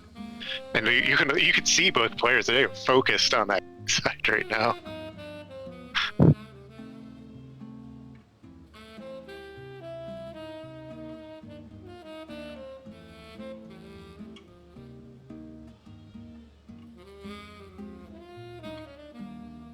And it's interesting because you see Black really focused on the phone, and White is just staring at the board. Yeah, I can imagine it's just pawn takes here. This pawn takes first. This piece takes back. I think you're just going through a lot of variations there. Oh, it looks like we might have a move. Okay, he's... It was a rook move, but it wasn't what I thought would be played. Huh. Yeah, again, seems a little bit like a waiting move. Kind of see... I think he wants to see if Victor's gonna commit to an attack, almost.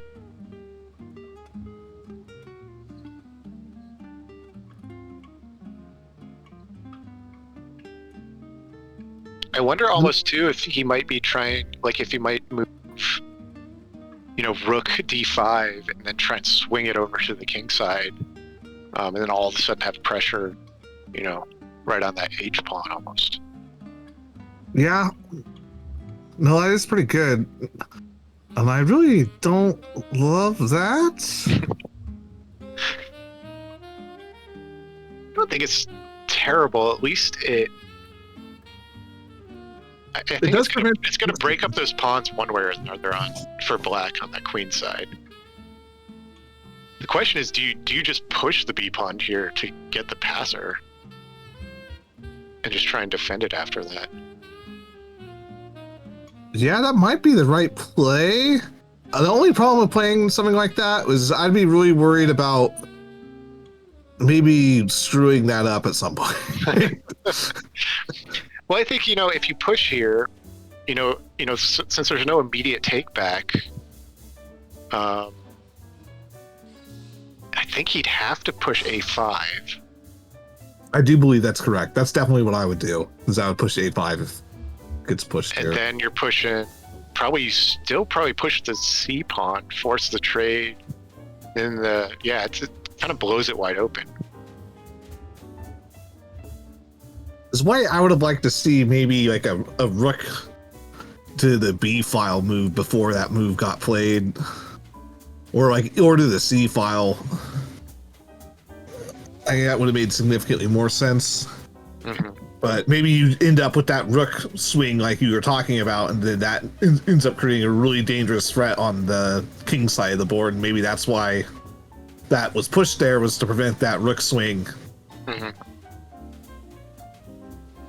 Because that is something I think that could get very dangerous very quick with the knight jumping in to, say, g4 afterwards, creating a triple attack on that pawn, and then you having to push the pawn up in order to defend, and now that pawn on the d file might have been hanging. Yeah, he does push. This is great. I love this. I think it's bold, that's for sure, and I think it's going to lead to some interesting play. That's for sure. It's great. I like it. Yeah, especially as a viewer. Oh yes, as a viewer, it's great. As a player, it's a stressful move to play.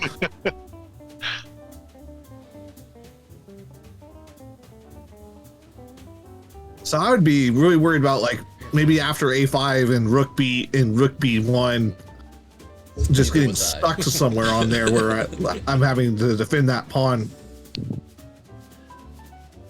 constantly, and I screw something up and making it up as you go along. end up losing the game for it. But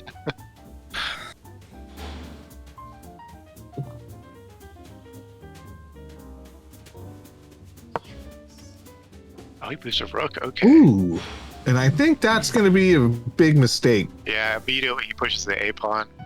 Yeah, I think that's the right move.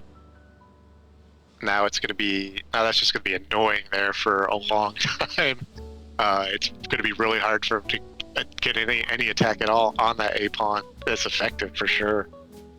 yeah, and I think John's knight here is going to play a huge role, because I think after that rook lands on the b3 is what I imagine will happen here. It's going to get real interesting really quickly, because that knight's going to probably go through some ludicrously long remap. Try to get in a double attack on one of these pawns and break the position wide open. Yeah, for sure. It's really fun too in these games where you get these positions where these pawns are going to start clogging each other up. I think each knight is going to start, like you said, making some fun travels through the board because they're going to be the most effective to kind of get past those groups of pawns on both sides. Yeah, placement's going to be really key here. Not getting forked. Chooses to push the pawn. Wow.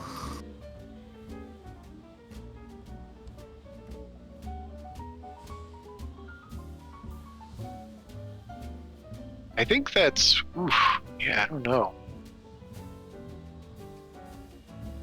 I think now that that pawn's there, really, I think it's the knight or the rook can both kind of move to that d5 square now, and it is hard to get rid of either of them. It's a position of strength, I think, for black. I think White's gonna have to start being pretty careful here. Yeah, I love knight to d5. That is definitely my inclination. Rook to d5 might actually be better in this case, but if it was me, I would see that square with the knight and just immediately jump toward it. I would not think about it for 1 second. It's extremely hard to get it out of there, and it's just like causing havoc. You're gonna have fork threats galore after that. You're gonna have to be careful every rook and queen move you make. So yeah, that knight move is I like it too. Yeah, rook d5 also does threaten to even stack the rooks. And he does play the knight move, which I think is probably not as good of a move as far as attacking purposes goes, because you no longer have that rook swing. But man, it's going to be practically impossible for White to make progress.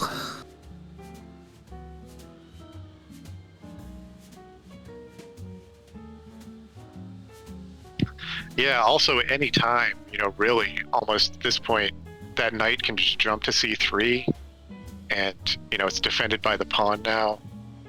And, yeah, it controls a lot there. But, it's, the way we're talking about it, too, White's still, by no means out of, in a terrible position or anything.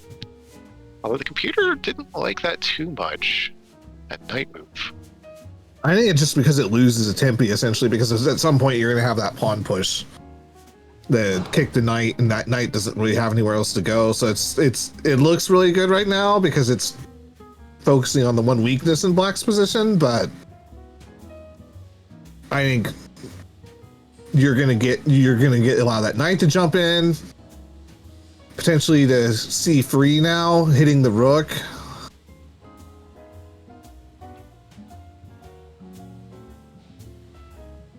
Which, if that happens, I would honestly think about sacking that rook. I'd move the rook to b3 and think about sacking it for that knight, just to get it off the board.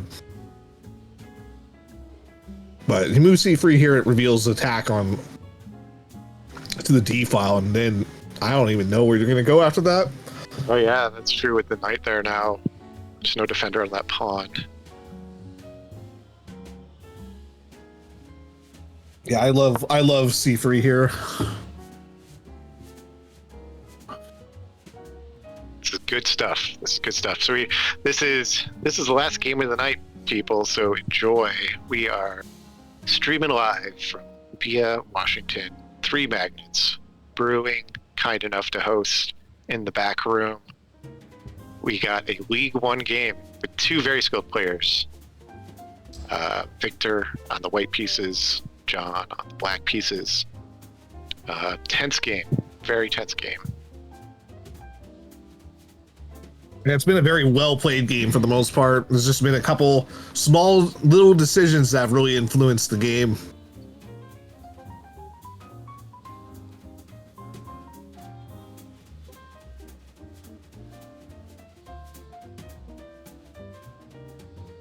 And now you got decisions to make, because do you give up that middle pawn? Or do you move that rook or do you move the knight back or move the queen? And just I don't know what the right allow that rook to get eaten. Yeah, like you're saying, I'm almost defending that pawn almost seems more important right now than the rook. You might be right. He moves. So I think we're definitely going to see that pawn take here. Yeah, I really like the pawn take, and then something like rook to b8 for black at some point to start pushing that pawn up the board.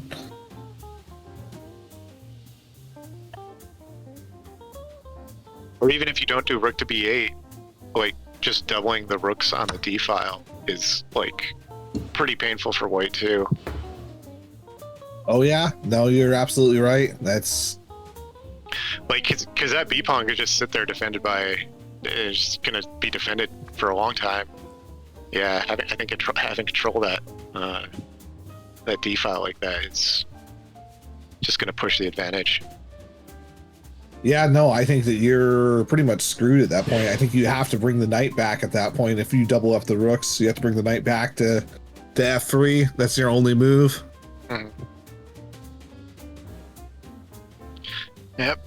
White gonna have to be a little more defensive here, I think, to keep this game going.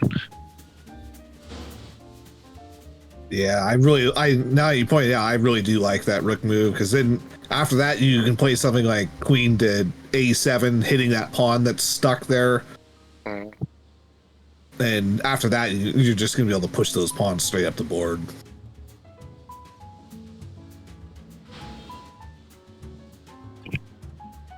The one plan that is probably good, according to the computer, that I would never do here is after the knight comes out, is to push the pawns on the king side up. It's the one way you could lose the game, so I would never do that, but it probably is good. Yeah, knight f3. I think that's nearly forced. That knight move right there. Yeah.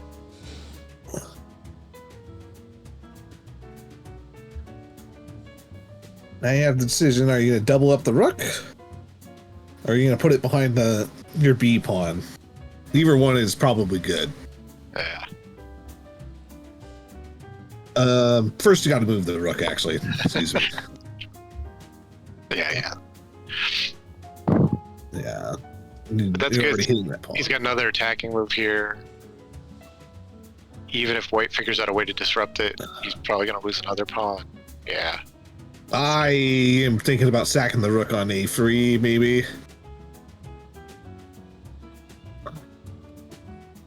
Taking the knight, getting the pawn, hitting that other rook after it takes.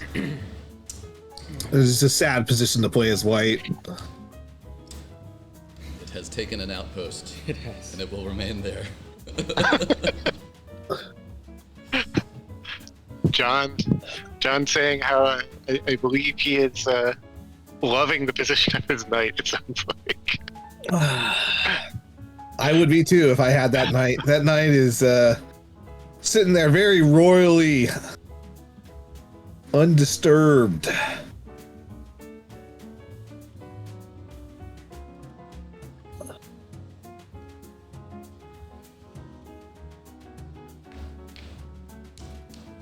Oh boy, man, it's black. You even have the idea of putting the rook, taking on c5, and then checking off the knight on e2, giving it up potentially at some point.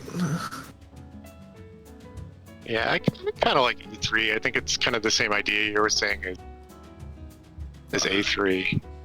A3 is definitely the move I would play. That move probably is for the same purpose, but yeah. I think I would assume so. Yeah. Don't you just have the rook with that move? I think you just have rook takes right away, though, don't you? I mean, you guys, you had that with a3 too. Yeah. Yeah. I mean, it's a good try.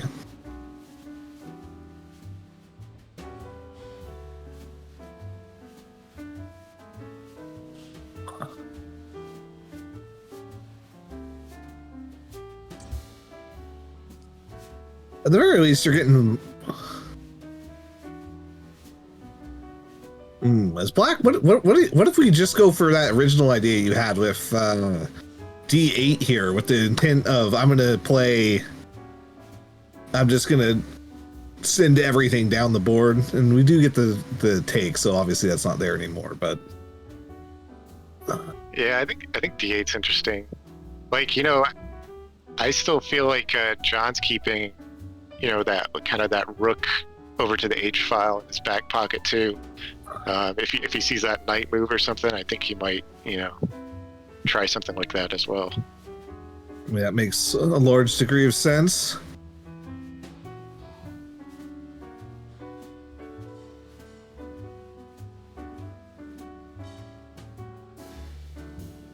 Yeah, I don't even know what you go for here as white. The tough position.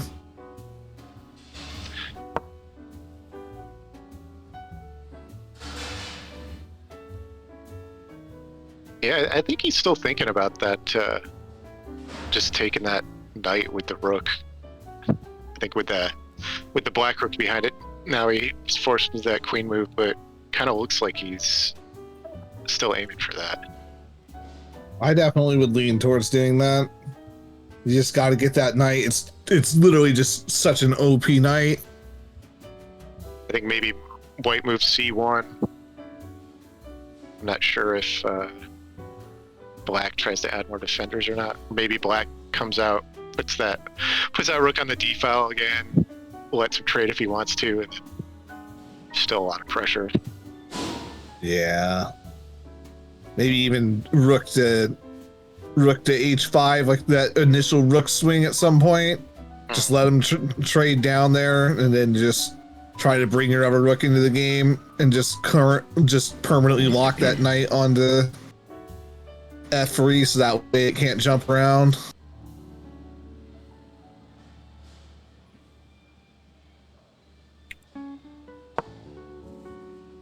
Yep. Takes D file control back. Very principled move, taking control of the open file.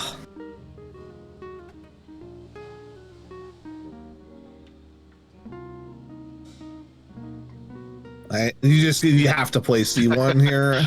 Yeah, I think it's such a sad move. Oh, okay. Hadn't considered this. Just lose a knight, doesn't it?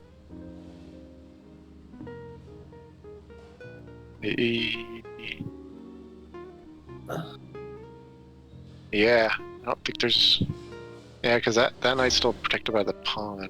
Yeah, I did see that move earlier. And, did not. I almost recommended it and then did not because I saw that lost the knight. So don't really blame him there because I did the exact same thing. I would have played it in a blitz game for sure, or if I was low on time at all. Initially, it looks pretty good because that knight gets in there. Maybe you have something if you never get like your rook to F3 hitting down there. But sadly, it's just loses the knight.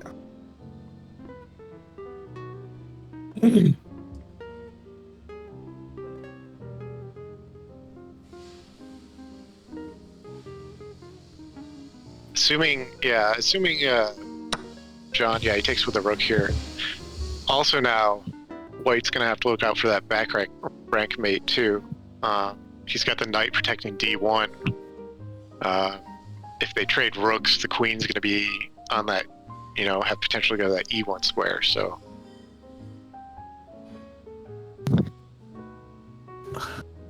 Yeah. No, this is about over with.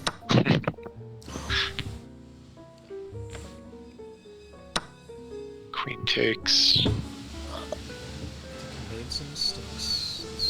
Now you just have a devastating move set up with that knight on E2. Yeah, I think you almost have to just either push the G pawn. Either that or rook F1 maybe. I think you have to move the rook. Oh, I don't think that works.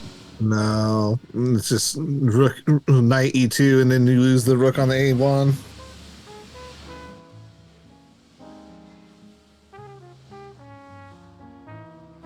Yeah, we have the computer officially calculating a mate in 14. Yeah. That requires perfect play, but you can. I think that just kind of shows you how strong Black's position is. I never find those. Gotta be a single digit for me.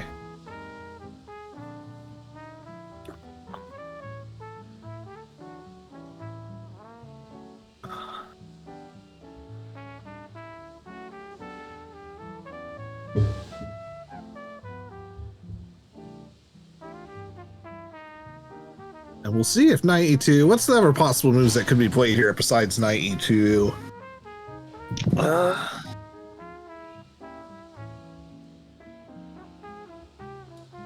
I think he could try something like Rook D3.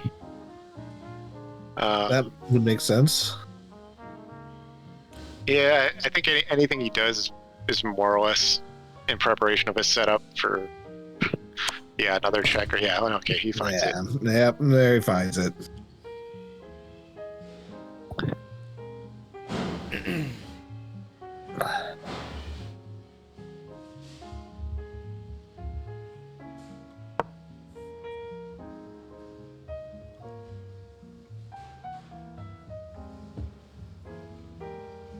Get the. I imagine he's going to go with the rook take, but maybe not. Yeah, he does. Yep. What is that? It was GG. GG? Yeah, I think so. What's GG? Oh, good game. I think. We have a resignation. See if he plays it out. I don't. I mean, maybe he'll try and just take that. Yeah, he's got to take that pesky knight that bothers him all the game at least. At least he gets the satisfaction of killing that piece. Yeah, no, that is that piece definitely tortured him all game. Not fun.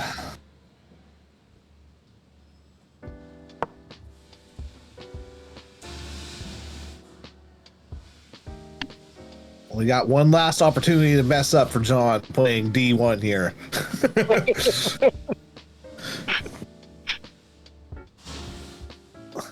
Even though I still think he would be winning, but it would be funny. We've had, even at the highest levels within this league, we've had stalemates, weird things happen. So I know a lot of people in the league will play games out to the bitter end just because, sometimes, people make mistakes. So sometimes it's just worth giving it a try. Yeah, no, it happens. Especially when you relax and just very confident that you're winning. It can happen really easily. Yeah. Just start taking pieces. Yeah, John looking as good as gold here, that is for sure. I don't think White has an opportunity to duck out of this one.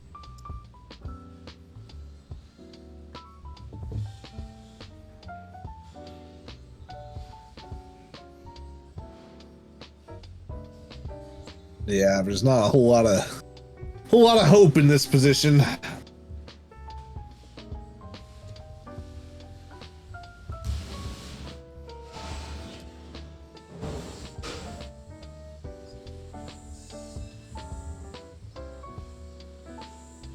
think John just taking it, sometimes you get in these positions and, the computer says there's like a mate in 10 or whatever it is.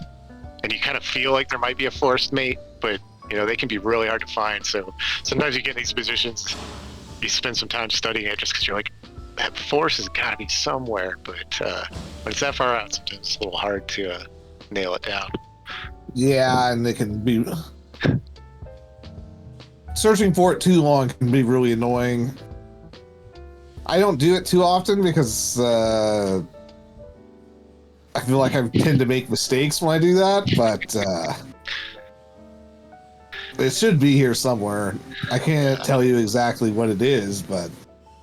I feel like if I'm Black, I think maybe just something like Queen C3 here.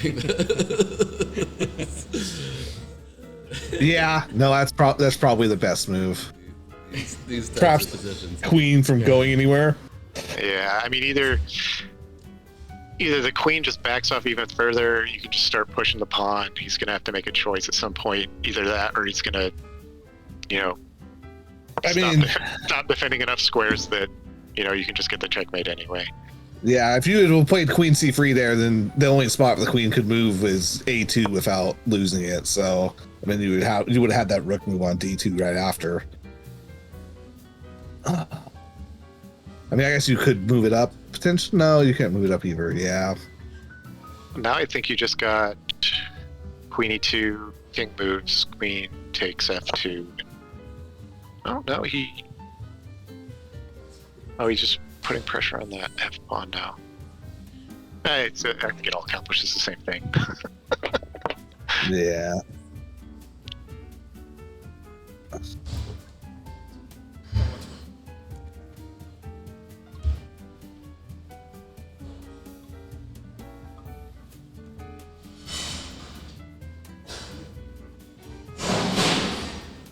White has managed to create a nice little pocket for his king to slide into, but I don't think it's going to matter. Yeah, probably just push the pawn, right? I don't even think you have to do anything else. Yeah, no, probably.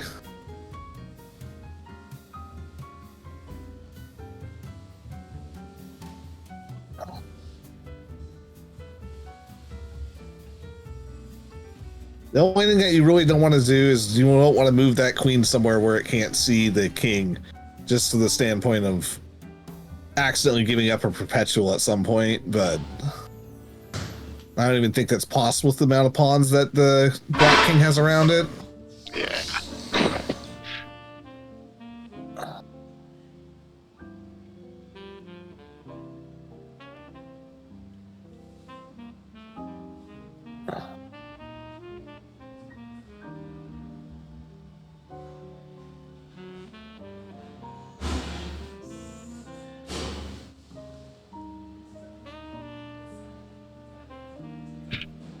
Yeah, well, thanks again, everybody, for joining us. It's like we're winding down towards the end of this game here. Final one of the night. Olympia Blunders Chess, live from Olympia, Washington. 3 Magnets Brewing. Yeah. Always kind enough to host us. A very good battle.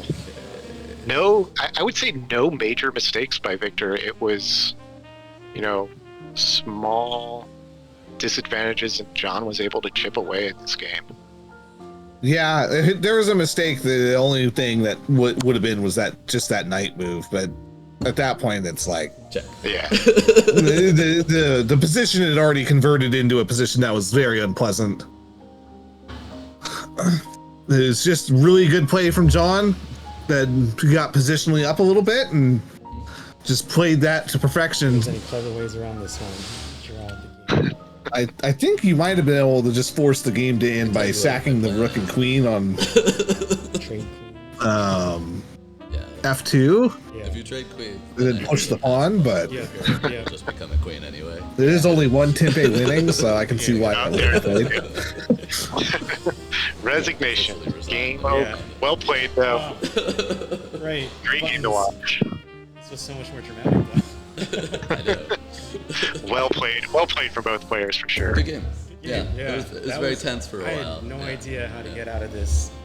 I set myself up into this Yeah. fortress here in this night. It took me a while to just realize that I could create the passed pawn and solve all the problems over there. I think we totally need to got total tunnel vision when I blundered my knight there.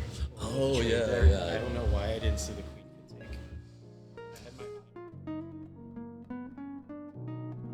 We're gonna go to some interviews. You heard some thoughts from the players as they finished. I believe we're gonna go with Victor here first. Getting all set up. Here he is, Victor. How you feeling? Well played. I know it's always tough to man. take a loss, but what do you think of the game? middle game was like a fortress. I had no idea what to do, and I was just moving pieces around. So well played, John. Yeah, Wyatt and I noticed that, there wasn't really well, there wasn't really a blunder or anything. Like, it was pretty strong play from both sides. I think it was just like tiny little things that John was able to chip away. Right. So as a viewer, it was great to watch. But you think you'll take them next time? Everybody's meeting twice in this phase of the season, so maybe change things up. I think I blundered my knight. Well, a bunch of pawns he was able to take cleanly, but my knight that he took from the middle game, and then everything just opened up from there for him. So it was rough.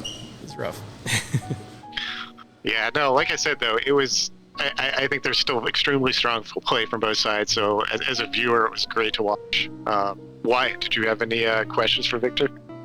Yeah, and Victor is, and when it came to some of the waiting moves that you did, do you think that if you could have spent some more time on some of those moves, that maybe you could have tried to find something, or were you just not finding anything in the variations? Yeah, I don't know if more time would have helped, because I think my brain just stopped working in some of those. That's fair. I do that as well, so I totally get where you're coming from. Yeah, it was a good game. Yeah. Any Slow burn. was this? Oh, okay. I think we're gonna move on to a final interview. So again, tough loss, but well played. Thank you. Hopefully we'll see some live games from you from here from Three Magnets. Yeah, it was fun. I'll definitely want to do this again. Cool. And I think now we're moving to John. Yeah, we're moving. Gonna talk to John for a little bit. Kelsey, producer Kelsey, entertaining the crowd. All right, here is your final winner of the night. We have John. Hello. Asking everybody tonight, how you feeling after that game? Yeah, pretty good. I saw some of Victor's games, and he always plays D4, so I just prepped a D4 opening. And I didn't really feel stressed. I somehow felt more calm playing over the board with the app than just playing with the app. I don't know why. Yeah, I think different people come in for these live games, and they have different approaches. I think Elliot the Child didn't even move his own pieces. I believe Shane moved his pieces for him. But yeah, it's a different experience. Wonderful. But yeah, Wyatt and I were noting too. We just talked to Victor. Wasn't any huge, definitely not any like giant single blunder or anything. It seemed like he just kind of chipped away. Is that kind of how you saw it? Yeah. For a while there, I was just up that one pawn. I think, he mixed up the exchanges with my, sort of Nimzo Indian bishop there, so I was able to just capture that pawn and kind of coast for a while. And then, yeah, he made the knight move. He wanted his knight on that square, but it was attacked twice, so, that was the only probably, semi-blunder in the game.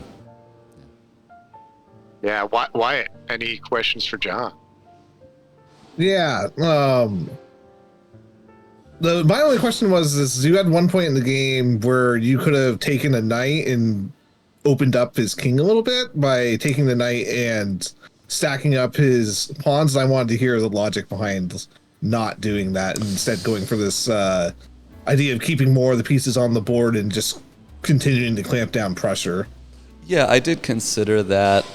Whenever I have the fianchettoed bishop on the queen side pointing towards the king side, I usually like to keep it there longer if I can, just to do more damage. But and then instead, I just decided to, because in these D pawn openings with the black pieces, I always wind up trading bishop for knight, or trading one of my bishops for knight early on. And he still had the bishop pair, so I just figured I'd rather eliminate one of his bishops instead of the knight, so that we're more even in terms of bishop knight. Awesome. Makes sense. Great thoughts here from John. Yeah, so again, congratulations. Yeah, man. First week of play. I know you had think you had a busier week than everybody else. That was 3 games, I think, for you. It was a busy week, and I was telling my wife I had like bad chess juju early in the week. I lost a correspondence game I should have won, and that was the same day I lost to Felipe by blundering my queen, and I was just like in a bad headspace when I played Felipe and when I played you. So yeah, but today felt good. So yeah. Awesome. Well, yeah. Again, congratulations. I think we're gonna wrap it up here. Hopefully, we'll see you in some more live games here for Three Magnets Brewing in Olympia, Washington. All right. Thanks for good interview. Good interview, guys. Yeah. You guys are pros at this. Yeah. Thanks, John. All right. Bye. Thank you. Awesome. So I think that is it for our stream. Thank you, Wyatt. Thanks to producers Ashley and Kelsey, all the players who played tonight, Three Magnets for being gracious hosts. Wyatt, any shout outs before we close out the stream here? No, I think I'm good. Just continue to tune in and enjoy this wonderful season of Olympia Blunders. Awesome. And yeah, thanks for everybody who's watching. And we'll see you soon next week.